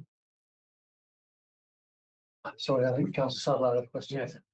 On the strategic flood risk assessment 2019, there was a whole piece about flood zone 3B areas and things like that. And forgive me, because I'm not a lawyer, I'm a councillor, and I've got a daily job and everything else. So some of this is quite technical. Could you just explain these flood risk zones and what is permitted to be built on in terms of these flood risk zones and what is not? Yes, the main restriction is flood zone 3B. So you're on no development other than flood compatible development is allowed within flood zone 3B, except for essential infrastructure. So where you've got the essential infrastructure, which is the access points into the site and the connectivity across the Bayswater Brook, those pass what's known as the exception test, because they form part of being essential infrastructure to serve the site, plus they will be made safe. So raised. Correct. Yes, and you are allowed to do that. You've then got flood zones 2 and 3, and they're just different classifications of the frequency of flooding events. So you've got the 1 in 100 year events and 1 in 1,000. The main point being is that the development that's being proposed, so those residential parcels, they sit within flood zone 1. They are not at risk of they're not in land that is a risk of flood. So how do you respond to the 1 in 100 year event? And I think it was Beckley Council that Beckley and Stowood Council who made the point about 2 years in a row that they had an exceedance of flood water in those areas. How would you answer that if it's only a 1 in 100 year event? Well, I think clearly we're having a change to our climate, our weather, and heavy rainfall events are becoming more frequent. Those flood zones are based on modelled flood zones, but also take account of historic flooding events that are taking place. But there is a 15% increase built in to take account of climate change. So the extent of those flood zones take account of climate change, and I think what we're seeing as a result of climate change is more frequent flooding events. But it wouldn't be correct to say we've had a flooding event, one event in the last 3 years every year. So that must surely be a 1 in 1 year occurrence. It doesn't correlate like that. Councillor Roberts. Yeah, 2 questions. The first one for Phil, on these numbers, where it was 1100, and even in the new proposed local plan, we've still got 1100. Can you explain why we've gone to 11 to 14? Yes, I mean that is driven by the need to make an efficient use of this land. This land's been released from the green belt, so we must make an efficient use of it, and the land must, the use of it must be optimised. To achieve that, local plan policies have minimum densities. So for a site such as this, it should be achieving a minimum of 45 dwellings per hectare of the site. And as was pointed out at the beginning of this process, that providing 1100 dwellings on the site, you're not achieving that, and you'd be getting 33 dwellings per hectare.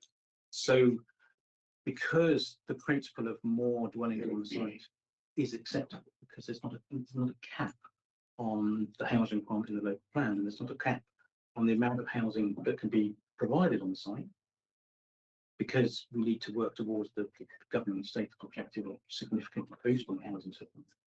So the test really is if it's acceptable in principle to have more dwellings on the site, would that have then a detrimental impact on transport grounds, on landscape grounds, on biodiversity, so on and so forth. All those things have been assessed in my report, and it demonstrates that there isn't an associated detrimental impact based on the increase in housing. So therefore, it is acceptable to have a higher number of houses because you're still meeting the policy requirements set out in the local plan. And the other one is on highways. On the report on page 23, there were 5 bullet points that the county council first objected to, and now they accept all those points. Obviously, Tim made numerous questions on junctions either end of the development. Can you just explain to the committee and obviously the public how this will improve the junctions mainly? Yeah, absolutely.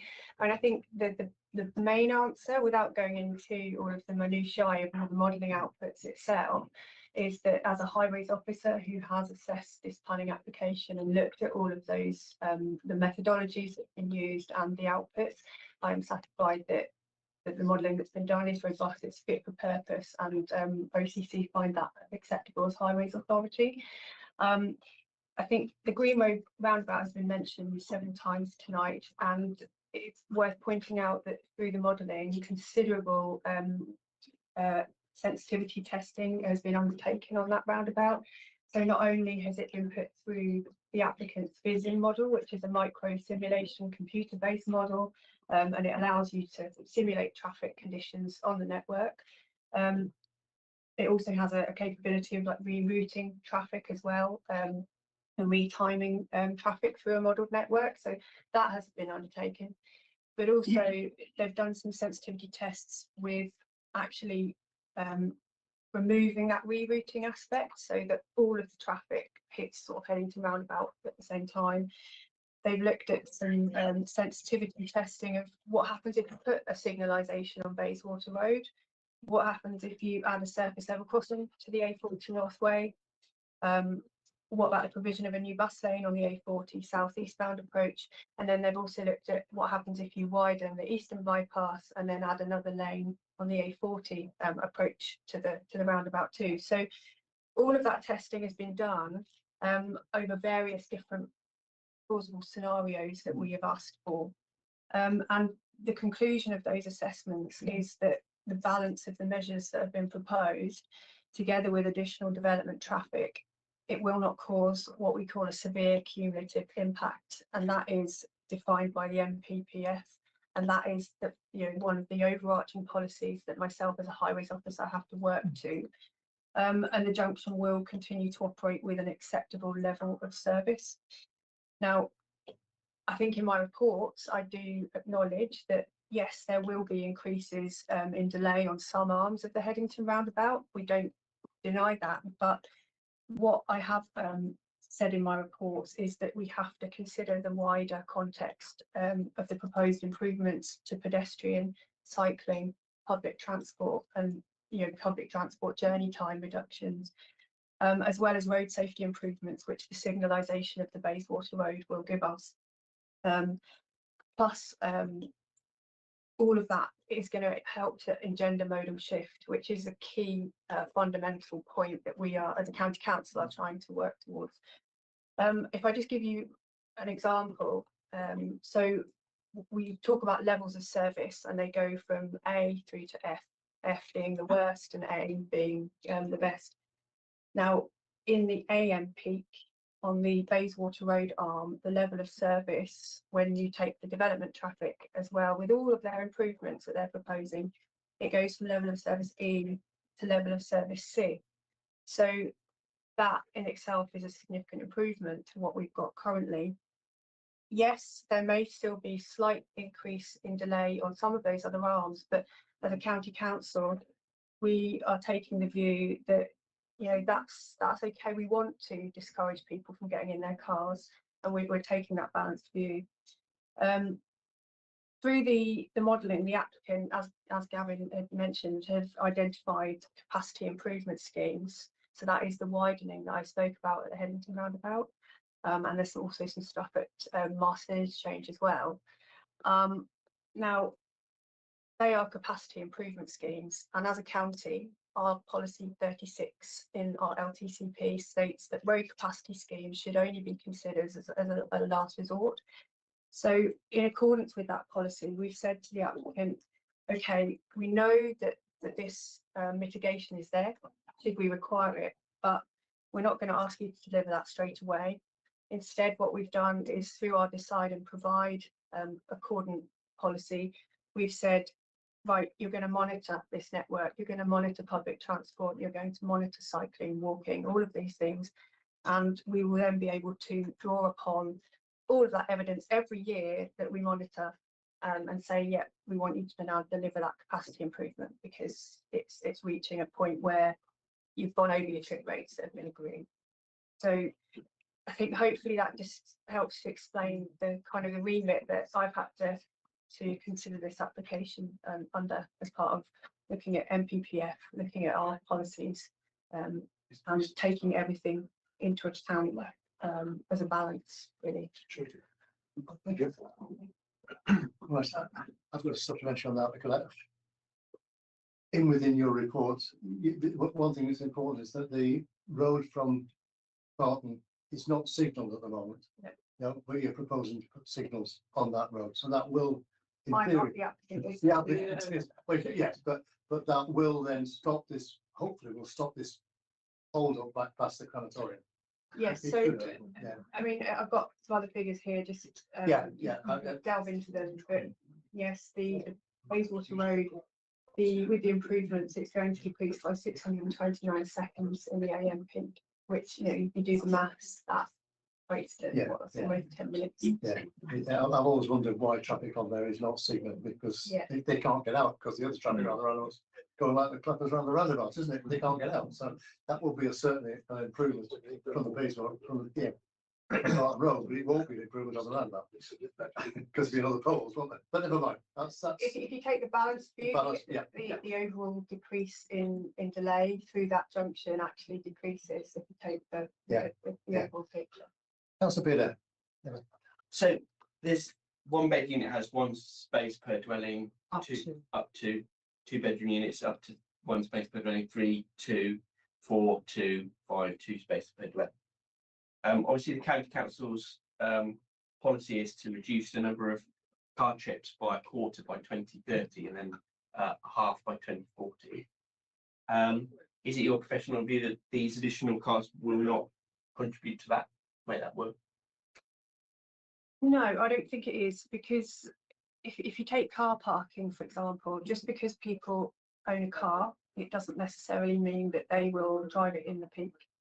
It might mean that they work from home, or they choose to start their journeys at other times of the day outside of that peak hour. I mean, I think in terms of the car parking that you mentioned, we've approved in topic paper 12, which is the applicant has submitted. They have submitted their parking strategy and vision for the site, which, you know, has gone backwards and forwards between TDM officers and the applicants, and we've agreed that. And I think importantly within that, they've got issues around the location. Where is this parking going to be? It's not all going to be on plot. And what we've agreed, or what they've committed to, is saying actually up to about 50% of the parking isn't going to be, you know, within the remit of people's homes. It's going to be off plot, and it might well be that that is rented.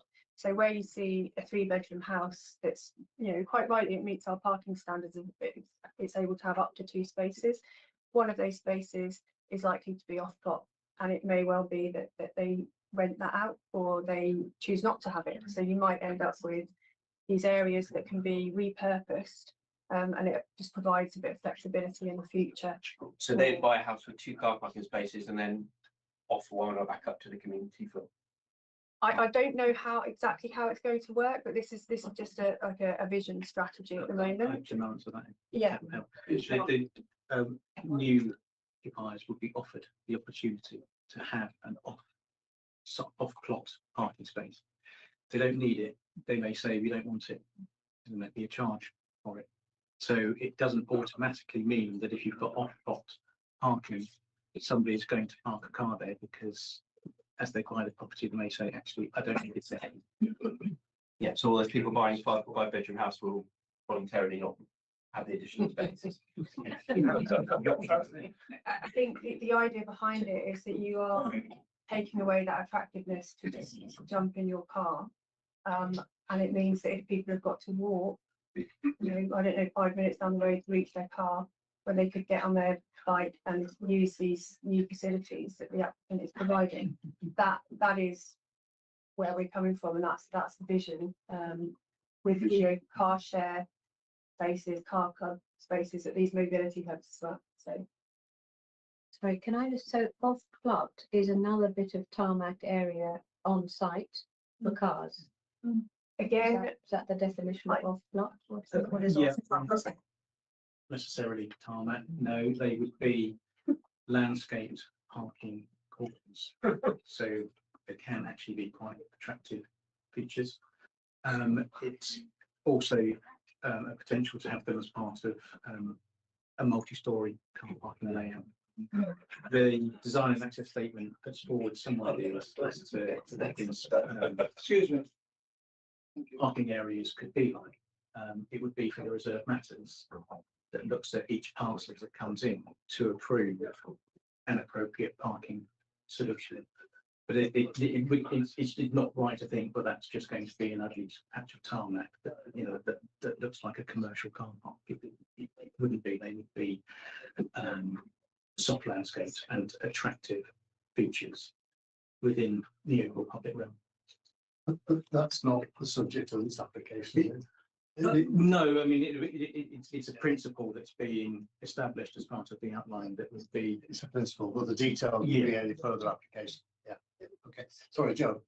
Thank you. This is not relating to highways, so if anyone had a highways question, maybe they should. Can I jump in with an unrelated topic now, please? If that's all right. My question relates to sewage, which I know we're coming to at some point. So can we get to it now, or should we wait till highways is? I think, Thank you. As long as any more highways questions. Thank you. So obviously it was of great concern that the Environment Agency objected to this application, objected outright on the basis of inadequate capacity at the Oxford Sewage Treatment Works. And that, you know, we've been through this and we discussed it at the site visit, and I actually asked if the EA could come this evening so that we could have their perspective. So Phil, can you talk us through the dialogue that's happened with the EA since Monday and the site visit? And could you talk us through the recommended condition that they sent through to us, please? Yes. Late Monday afternoon, the EA sent through their further comments. That was as a response to being notified about this planning application down to Planning Committee with recommendation for approval. So they are keen to point out that they still maintain an objection. However, they are suggesting their own Grampian condition, because clearly they see that the matter can be addressed by a condition rather than refusing it, because otherwise they wouldn't have offered a condition that they're happy with. So the condition really requires the applicant to set out what they're going to do in terms of providing appropriate sewage treatment capacity, when they're going to do it, and to make sure that that is aligned with the number of occupations that would meet that capacity that's created. And I think a lot of the dialogue has been focused on it's got to be the upgrade works to Oxford sewage treatment works and the completion of those that is the point at which the development could be occupied. But the Environment Agency, in their condition, are not restricting it to the Oxford sewage treatment works. So I think they are clearly aware that there are other means of treating foul waste, and some of those can be on site. So that would be through a temporary septic tank that would need collecting and disposing. It was mentioned earlier by the applicant, to a facility that's got sufficient capacity, or you can get these temporary package sewage treatment work, so they're scaled to the need that is required. Those would require the sludge to be taken off site, but they can also process the grey water. That would require a regulated sewage undertaker, regulated by Ofwat, to issue a permit to release that treated water into the Bayswater Brook. But the applicant has mentioned that they have a sister company called County Water, which is an Ofwat registered sewage provider. So that lends much more credibility to the notion of, for a temporary period, having the foul waste treated on site until capacity is created by the Oxford sewage treatment works. And as we heard earlier, Thames Water have confirmed that they intend to start those works in 2026. So we're not looking really at a huge mismatch between when the capacity is created at Oxford sewage treatment works and occupations on site, and that waste being treated on site without creating additional flows to the Oxford sewage treatment. Thanks for that, Phil. I wonder, because we've got this new condition that I believe is an amalgamation of two conditions that the EA recommended. That's so correct. Is it possible for us to see the two EA conditions? Yeah. So that we can see the overlap? That on the screen there is condition 1, which is essentially the main body of what condition 50 would be.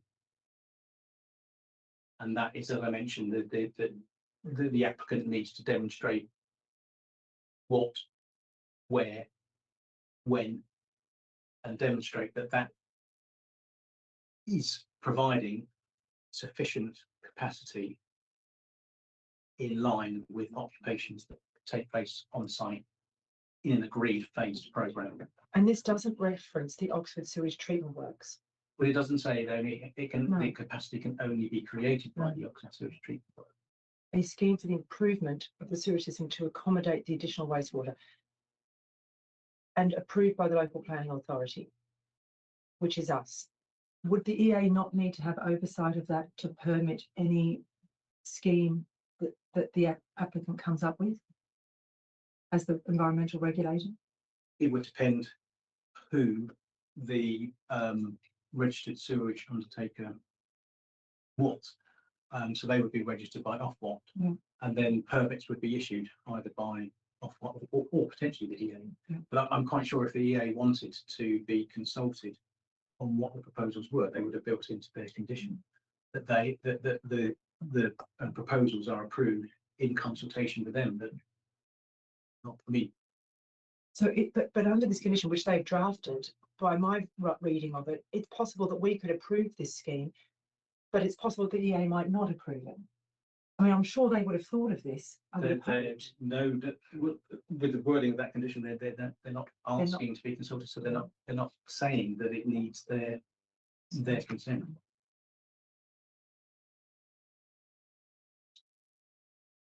If I may, there was the follow-on question about. You need to go to condition 2. Yeah. Thank you.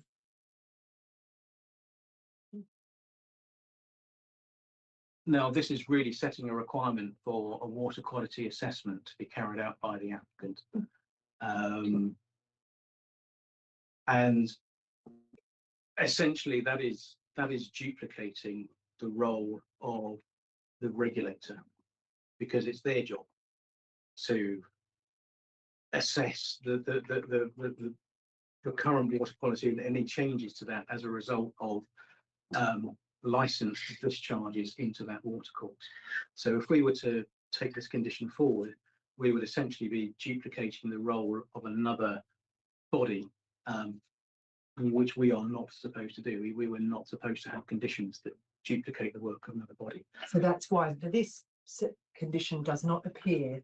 The important bit of that condition does appear in the amalgamated condition, and that is that the proposals for what the applicant wants to do need to take full account of water quality and the Water Framework Directive. So the proposals that the applicant would put forward to discharge the condition would need to demonstrate that they're not going to be having a detrimental impact on the water quality of that water body. To who? Who would they demonstrate it to? To us, the local planning board. And who would monitor that? Well, it's not the role of the local planning authority to monitor water quality. So it would be the regulating body who has issued them a license to discharge into the water course. So it would be that body's responsibility to do the monitoring. And that is the EA code. It depends who's issued the permit to discharge. Okay. Sorry. It's a sticky area. I think we need to get on top of it fully, really. Yeah. Ali, you've got a question. Is this on the same subject? So it brings me to the main body of concern for me to do with the monitoring, which it is emerging as a very grey area, because in the application there's going to be an environment manager for the site that is appointed by the developer, not under the aegis of EBUT.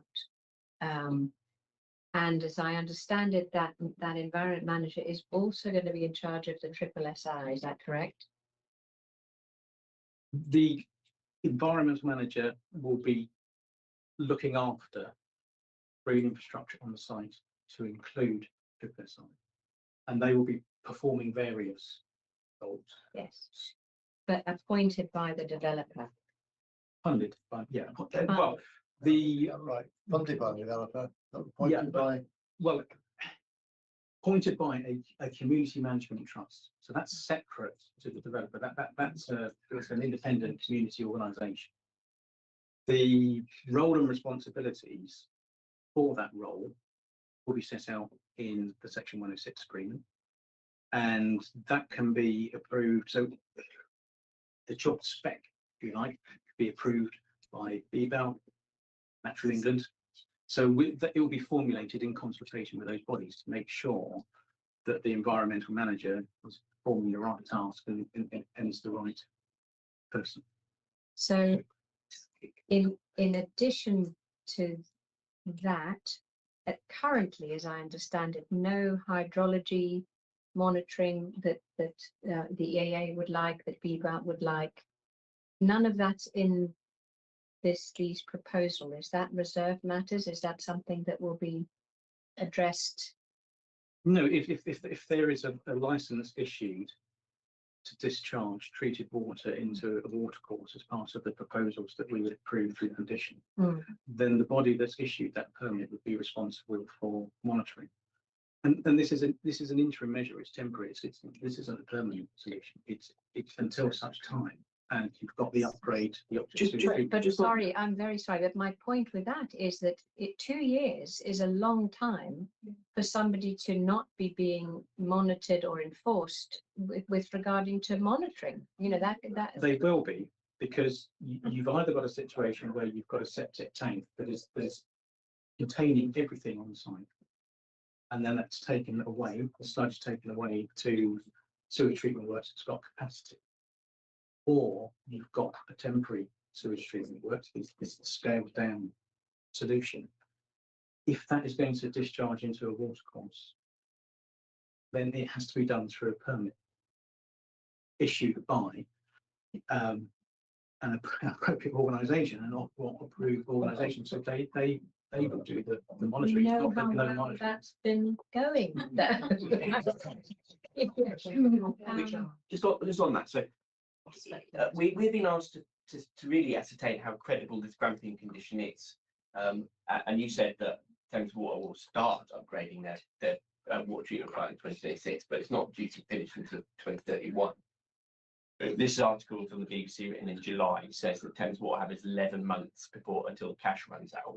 They've just been fined £56 million for poor performance.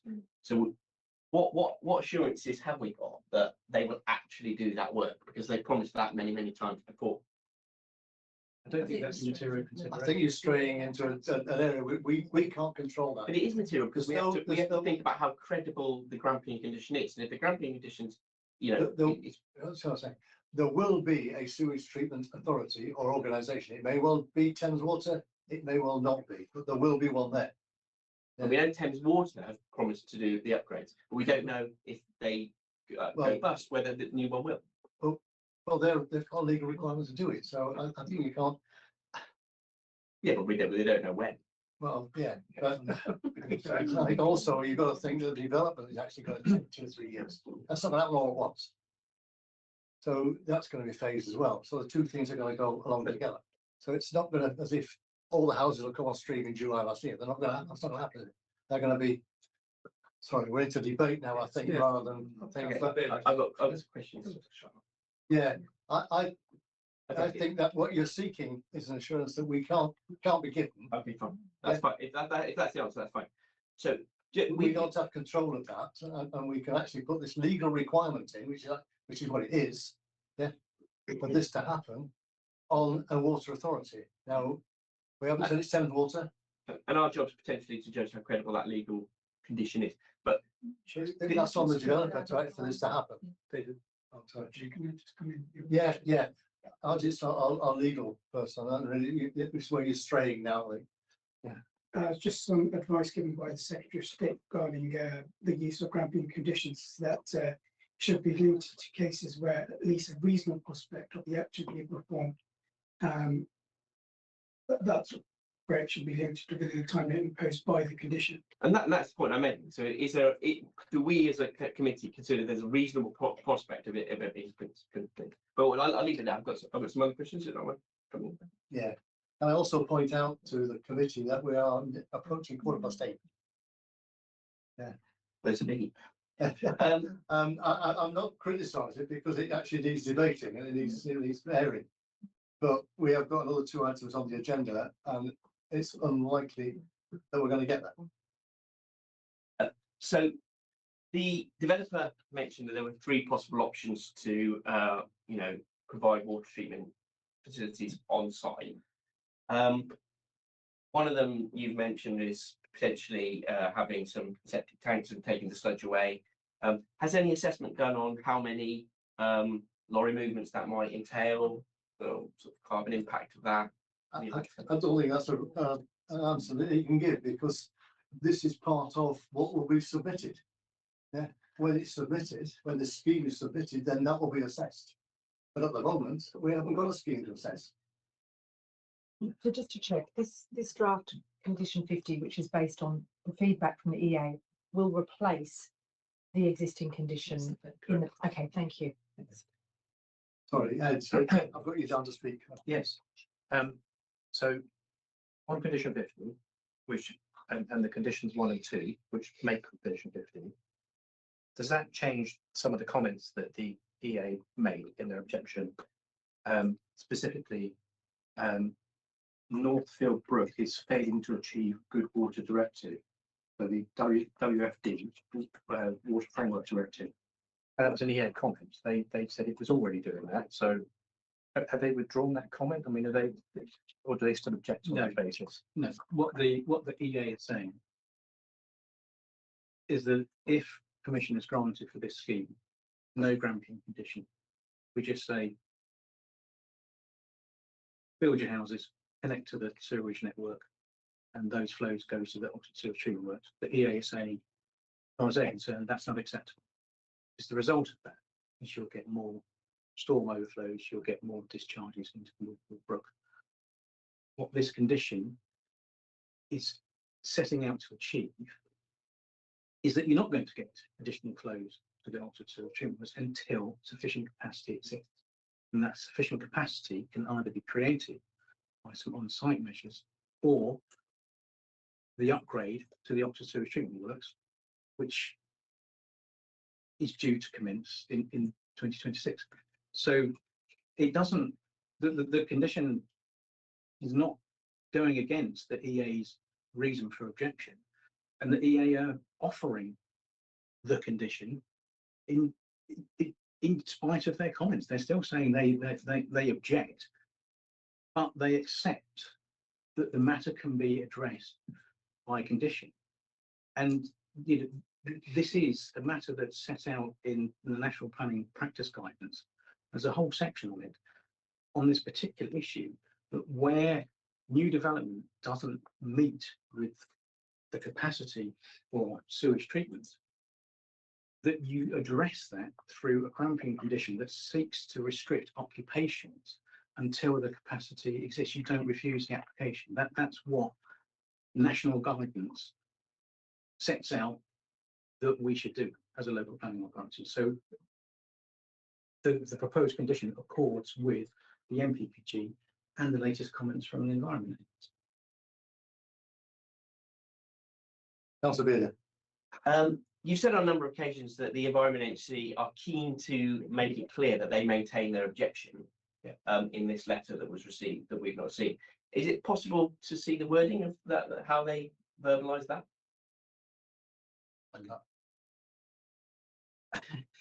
It's a do you have it? Can you read it? I've got it available. The comment is, whilst we maintain our objection, you get it verbatim.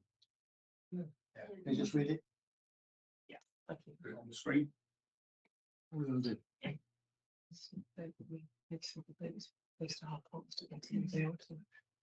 Yeah, that's really the end of it. We can't move to the object.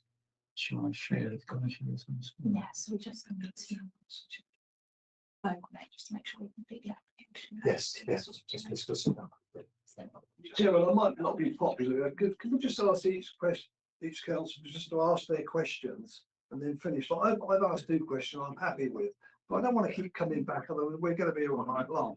Can we just ask our questions, get it over with, then move on to the next one? That is a valid point, Ken. You'll be able to hear that's my last one. Yeah, right. We are at nearly 8:20. We're not clearly not going to complete this agenda item until gone out for state our ability. So I need to take a vote as to if we continue with this item past the 8:30 deadline. All those in favour? Thank you. Yeah. But it does mean the other 2 items on the agenda will not be discussed this evening. Don't you think it would be a good idea if people heard what I will talk about, which might impinge, because they are really to be considered? No, we need to treat those 3 separate items, and that's what our constitution says we must do. So Chair, there's no point in having conflicts and interruptions. No, sorry. Yeah. Right, okay, right, where are we? In the meantime, we've managed to display the comments as received from the Environment Agency, so the Yeah. benefit of seeing the exact word.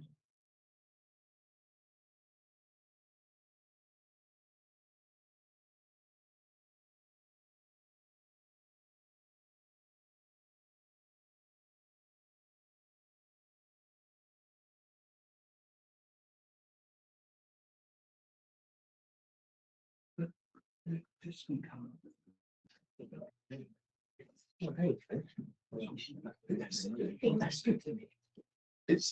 says one thing and it says something else. Yeah, right, okay. Let's see where we are. Thank you, Councillor Howard, for your comments there. If we finish with questions to the officers, then you've got a question? I've got a question, yeah. I've got two questions actually. One of which is to wrap up this question of the sewage. Am I right in saying that if the applicant doesn't comply with that granting condition, doesn't provide some sewage treatment, either themselves or through Oxford, those properties they're developing cannot be occupied. So they're wasting their money building those houses without sewage treatment. That's correct. Yes. Okay, thank you very much. Okay, my second question is, so completely different, off if you'll permit. Yes, yeah. You on your report, sir, Phil, you mentioned about the proportion of affordable houses that this development is coming forward. And I think you said that it's providing more than Oxford City has done in the last 10, 15 years. That was the. That would be 720. And in the okay, so we can reasonably expect that sort of not unreasonable. Am I right in saying also that in the report you say out of the 750 and 25 affordable housing that's going to be provided, 254, nearly a third of them, are going to be social rent. Sort of, so you know, which is very. Am I right in saying that South Oxfordshire has very few houses for social rent at the moment? So we are increasing our social rent through the scheme, and I can also ask you to confirm that some of those social rent houses are not going to be 1 and 2 bedroom flats, but are going to be proper family homes, 3 bedrooms, correct? 4 bedrooms. Yeah. Okay, well, I think that's. I won't. It's not a question now, but I think that sounds jolly good to me. Thank you. Right, if we have finished with questions, I'll let you relax now and we'll go. So we're now. I need a proposal so we can actually open a debate. Councillor Dragonetti. I like to propose adopting officer's recommendation for the increase of the scheme. Okay, thank you very much. I will second that. So we can move on to debate. I'll open the debate. Councillor Taylor. I'll start. So, I'm a bit concerned really that we weren't shown that last slide first, which said very clearly that the Environment Agency maintain their objection to this. And as we've heard from our representative here, grant petitions should only be applied where we have reasonable expectation that they will be fulfilled. And what we've got here is Thames Water, a company which has 11 months before its cash runs out. It's just been fined for non-compliance. It has years of promising to upgrade the water treatment facilities in Oxford and failing to do so. And if we just kick this down the road and allow a granting condition to fulfil so that this development can go forward, what we are doing is we're letting residents down because we are not forcing the issue. At some point something has to come to a head, and we've got.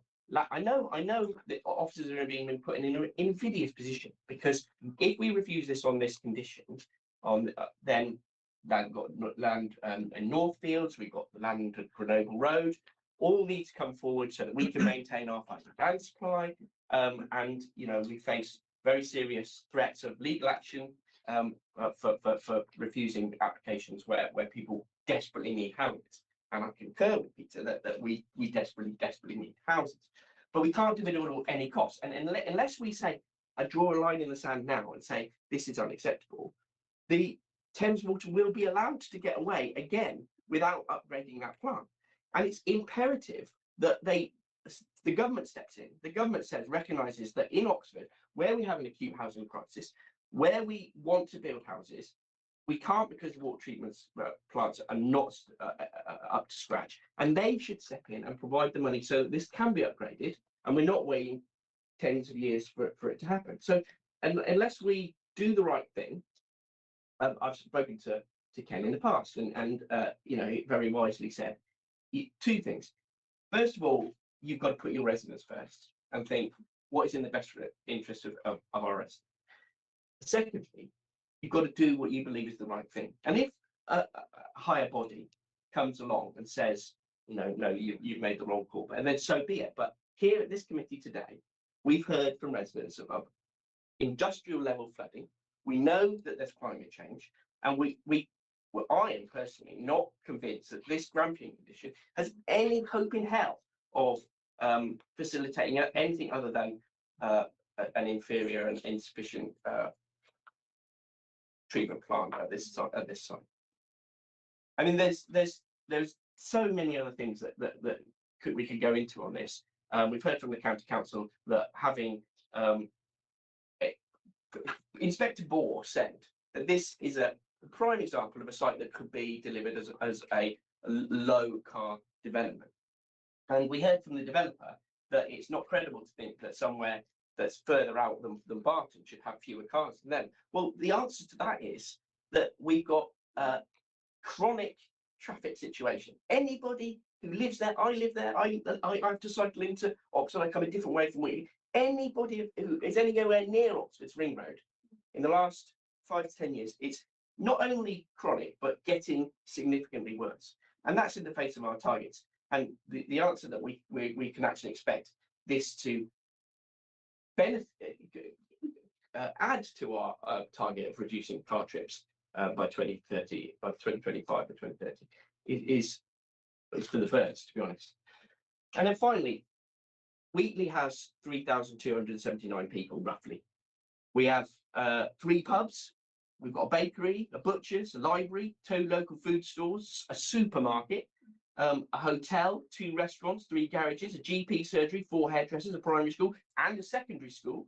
We've got several nurseries. We've got 2 garden centres. We've got an aquatic centre. We've got a bus company. We've got plant hire. We've got a business centre. We've got 2 tattoo parlours. I could go on. This is a development that is essentially the same size as Wheatley, and it has no place that you can buy food. I don't see how this is a community that is, we were told, bold. Okay, thank you, Councillor Bealer. So you got somebody else wishes to speak. Councillor Gordon Creed.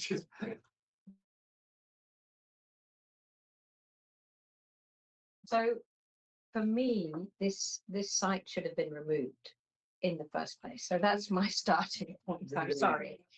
But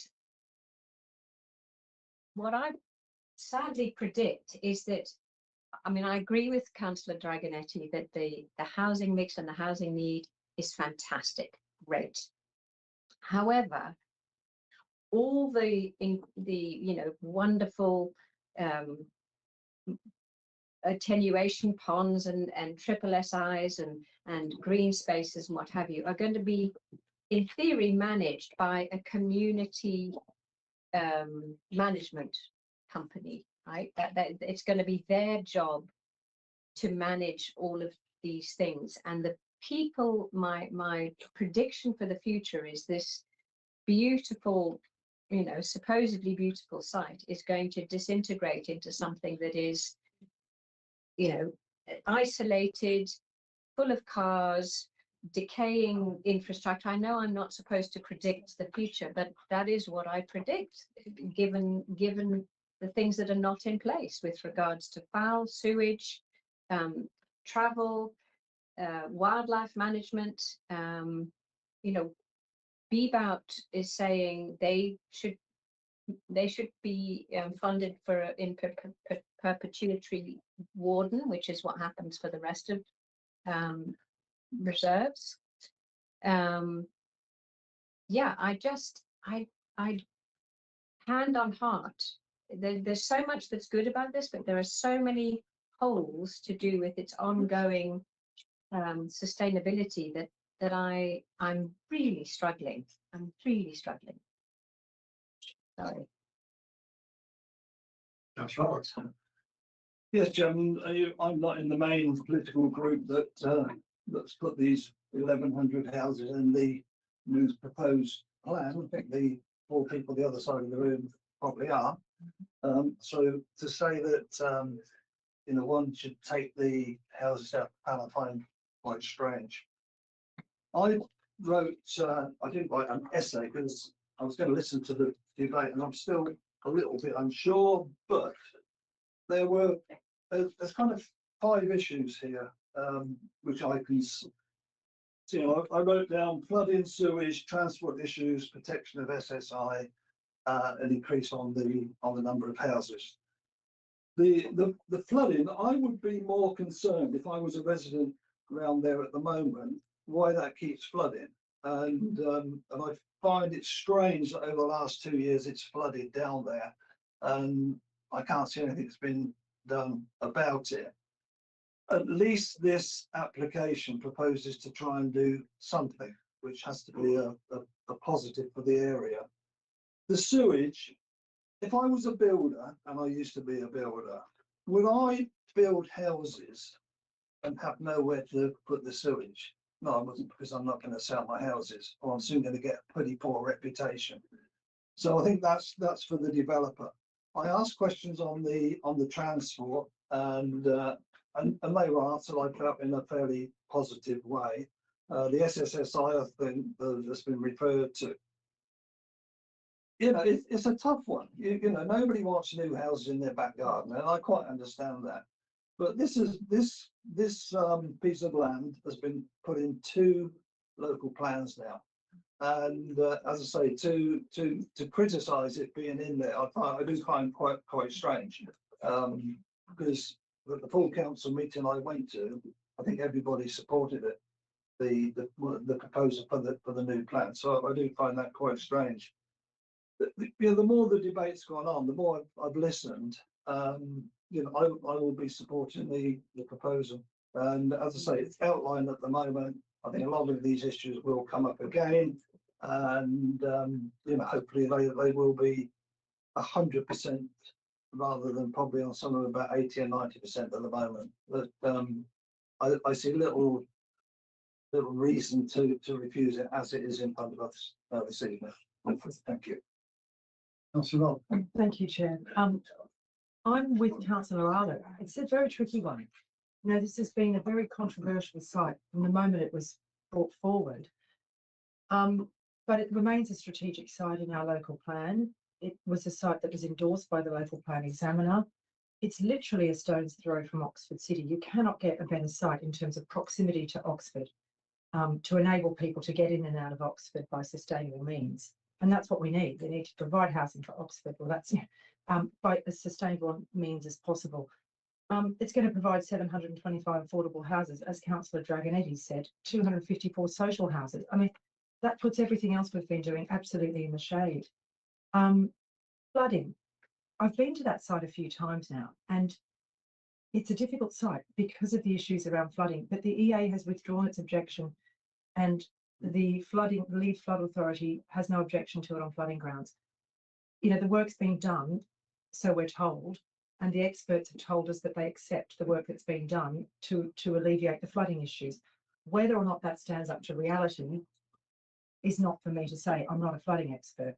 I have some scepticism, but the EA are no longer objecting, and nor are the local flood authority. Chair, sorry, I just have to intervene there, Yes. because as you might have seen in that correspondence that we arranged to be displayed on the site, so on the screen, the EA's line is that they still object, but they recognise the approach you can take is to address the issue by condition, and then they went on to On feasibility. flooding. So, on oh, flooding. sorry, They have withdrawn their objection. Yeah. Sorry. Triple SI, Natural England's withdrawn its objection. BBOUT maintains its objection. It's very difficult because you've got housing in close proximity to a triple SI, and I do believe that everything that can be done to protect that needs to be done. Transport, I think it's regrettable that this is not a very, very low car development. And I have no doubt, and I accept everything that Katie has said in terms of transport modelling, but when one goes there to the village of Barton and sees the potential impact of those additional houses on that little village and rat runs, etc., it's difficult, but nonetheless, the Highways Authority has no objection. For me, the issue of sewage remains a concern, and I cannot fathom why the Environment Agency is saying on one hand that they maintain their objection, and on the other hand, they're recommending a Grampian condition to overcome that objection. So for me, this is a very, very difficult one, and I still haven't decided. I'm interested to hear what other people think in this debate, but I find it very difficult to understand how on one hand the EA is saying they object, and on the other hand, they're saying that it can be overcome with a Grampian condition, which partly requires us to do things that as a local authority we can't do. Since when have we been doing water quality monitoring in line with the Water Framework Directive? That's their job. So I'm actually quite flummoxed, to be honest, by their response. So I remain undecided. Okay, Councillor Sadler. Well, just for on to for what it's worth.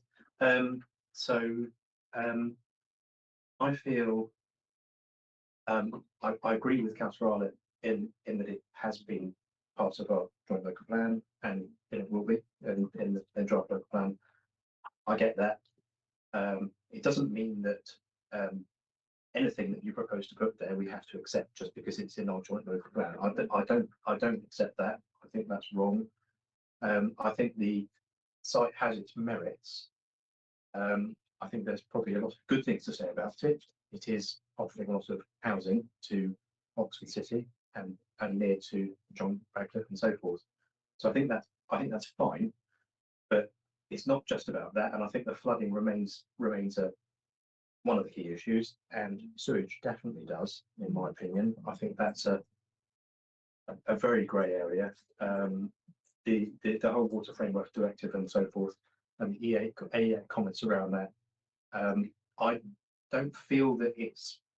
don't think it's responsible to ignore it, and I think it's defensible if we refused it and it went to inspector. I think they'd be very hard pushed to sort of say we were wrong in that respect. So on balance, I feel it would be unwise for us to approve this planning application. Okay, thank you. Any further comments? Can I just No. ask? No. No. Sorry, actually not. I suppose as seconder, I should actually say why I'm seconding it, and I think Ken said most of it. There are issues with this development, as we've all discussed, but I think they've all been covered. I've never seen a report that size, awful lot of reading, and it's very comprehensive. And I think the Environment Agency have really sort of they've really stirred it up. I think they're not sure what they're doing. I don't know whether there's an experienced person there or someone young. They are short of staff, and short staff are being pushed. But I shouldn't comment on that. But we've got to see through it. They have actually said they still maintain their objection, but then said a cramping condition. Therefore, they're accepting that it can be done. Notably, they have not put this cramping condition on Thames Water. We don't know what the position is with Thames Water. They could not exist by May next year. They'll be replaced by something else. But it will still be on them to actually develop that sewage site, because they won't disappear. Yeah. The main thing is it is an allocated site. We can't object on on the basis that we don't like building there. It is an allocated site. It's been gone through 2 plans. It's still in the plan, and it is needed for to fulfil Oxford's on their needs. That's what it's there for. South Oxford doesn't need it, but we have to do it on their behalf. Yeah. I think Peter's going to talk on something else, but I've made some notes and I can't reveal notes now. No, I'll leave it at that. Yeah. Peter, to you to sum up. Well, you haven't actually made your case, but thank you, Mr. Chairman. I think you have touched on really the elephant in the room, which is this an allocated site. It's been in the local. It was in our previous local plan, which I stood against, but now we've got it. It was forced through onto this council through the Secretary of State, his very directive, and it's in our new local plan. It's in our, which is in draft. And if we now turn it down, there is absolutely, it's so much evidence that we're not a competent council. We have no point in us doing local plans if we then don't follow them. What's the point of a plan? It is there. The pressure is on from the government to provide houses and to meet Oxford's unmet need, and we're arguing about the wording from the Environment Agency. They may not have worded it right, but as Ken pointed out, this grounding addition means that if they build this site without any sewage treatment facility, they're not going to sell a single house, and the whole thing is sort of that whole development is going to be completely pointless. So we have to accept that grounding condition actually does make sense. We may not be the lawyers who can work out what the Environment Agency is saying when they're hedging their bets, but it's the black and white truth is that this development can only go ahead, or can only be occupied if there's some sewage treatment works there, some sewage capacity to treat the foul sewage that comes off the site. So we must just accept that, and we know sort of saying that it's we arguing about what the Environment Agency have said or they haven't said. We know what that condition is. So this site, the first of the strategic sites from the 2000 and the previous local plan, the first of these strategic sites to come forward, and we're going to be complete idiots. You all of you sitting in this room as a planning committee, complete idiots if we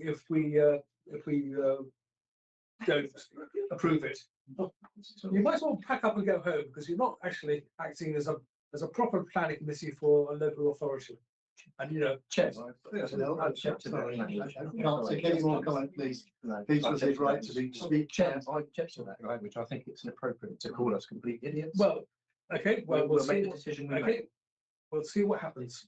If we turn it down, we'll see what happens. Does the monitoring officer have an opinion on that? Or can he call us complete idiots if we vote against it? I'm the monitoring officer. Okay. Wait, the first to the monitoring officer. Right. We have a proposal proposed and seconded. We've had the debate.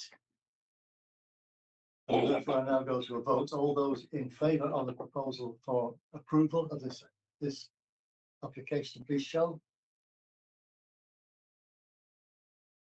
Okay, 5 for. 5. All those against. 2 against. 2 against. And therefore that is approved. Well, we got abstentions. Abstentions. Abstentions. Right. Thank you, committee. It's been a long evening, and we're not able to get through to the other items. So I don't know what's going to happen to them. I think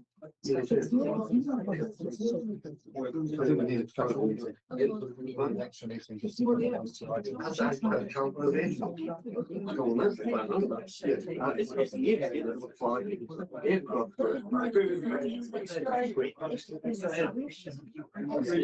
Okay. We will confirm a waiver for the other 2 applications in due course, as well as a special meeting.